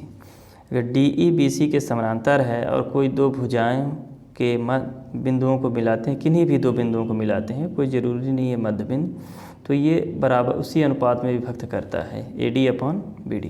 तो ये स्टेटमेंट दिया है, इसको आप याद कर सकते हैं। छेदक रेखा क्या है, ये वृत्त है, इसकी छेदक रेखा, ठीक है ना। जब वृत्त के किन्हीं दो बिंदुओं पर प्रतिच्छेद करती है कोई रेखा तो उसे क्या बोलते हैं, छेदक रेखा। छेदक रेखा हो गई। द्विघात बहुपद x square plus B x के शून्यकों का गुणनफल का सूत्र क्या होगा, शून्यकों का गुणनफल क्या होगा, सी अपॉन ए। तो ये तो मैं बता चुका हूँ। वृत्त के स्पर्श बिंदु की परिभाषा, स्पर्श बिंदु क्या है, जब वृत्त का एक बिंदु और रेखा का इस बिंदु दोनों कॉमन होते हैं, उभयनिष्ठ होते हैं, वृत्त और रेखा के उभयनिष्ठ बिंदु को स्पर्श बिंदु कहते हैं। ये वृत्त का एक बिंदु, रेखा का बिंदु, दोनों उभयनिष्ठ हैं तो उसे क्या बोलते हैं, स्पर्श बिंदु। एक वृत्त के वृत्तखंड के क्षेत्रफल का सूत्र क्या होगा, वृत्तखंड का पूछ रहा है, तो वृत्तखंड का क्षेत्रफल मैं आपको बता चुका हूँ। इधर देखिए किस में है, चैप्टर नंबर, ये आपको इसमें मिलेगा 11 में। देखिए वृत्तखंड का क्षेत्रफल बराबर होता है त्रिज्यखंड का क्षेत्रफल माइनस त्रिभुज का क्षेत्रफल। अब त्रिज्यखंड का क्षेत्रफल निकालने का सूत्र होता है, लेकिन वृत्तखंड का डायरेक्ट नहीं होता है, ये इनडायरेक्ट आता है। पहले त्रिज्यखंड का निकालेंगे, फिर त्रिभुज का निकालेंगे, फिर माइनस कर देंगे, तो वृत्तखंड का आएगा क्षेत्रफल। और त्रिभुज का क्षेत्रफल कई तरह के होते हैं, कौन सा त्रिभुज है ये डिपेंड करता है। तो ये सारी जानकारी मैं आपको बताया हूँ। अब लगभग पूरे 2019 से लेके 2024 तक के सारे विकल्प वाले प्रश्न, रिक्त स्थान, जोड़ी और सही गलत, सत्य असत्य, एक वाक्य में उत्तर, सारे क्वेश्चन मैं बताया हूँ। लगभग 150 क्वेश्चन। इन 150 क्वेश्चन में से आपके 30 नंबर पक्के हैं और साथ में ये नोट्स भी है। नोट्स आप देख सकते हैं जिससे मैं बताया हूँ, और नोट्स को आप वीडियो को रोक करके लिखिए तो इससे आपको याद हो जाएगा। तो चलिए ये रहा वीडियो। अगर आपको अच्छा पसंद आया है तो लाइक और सब्सक्राइब भी करिए। चलिए थैंक यू।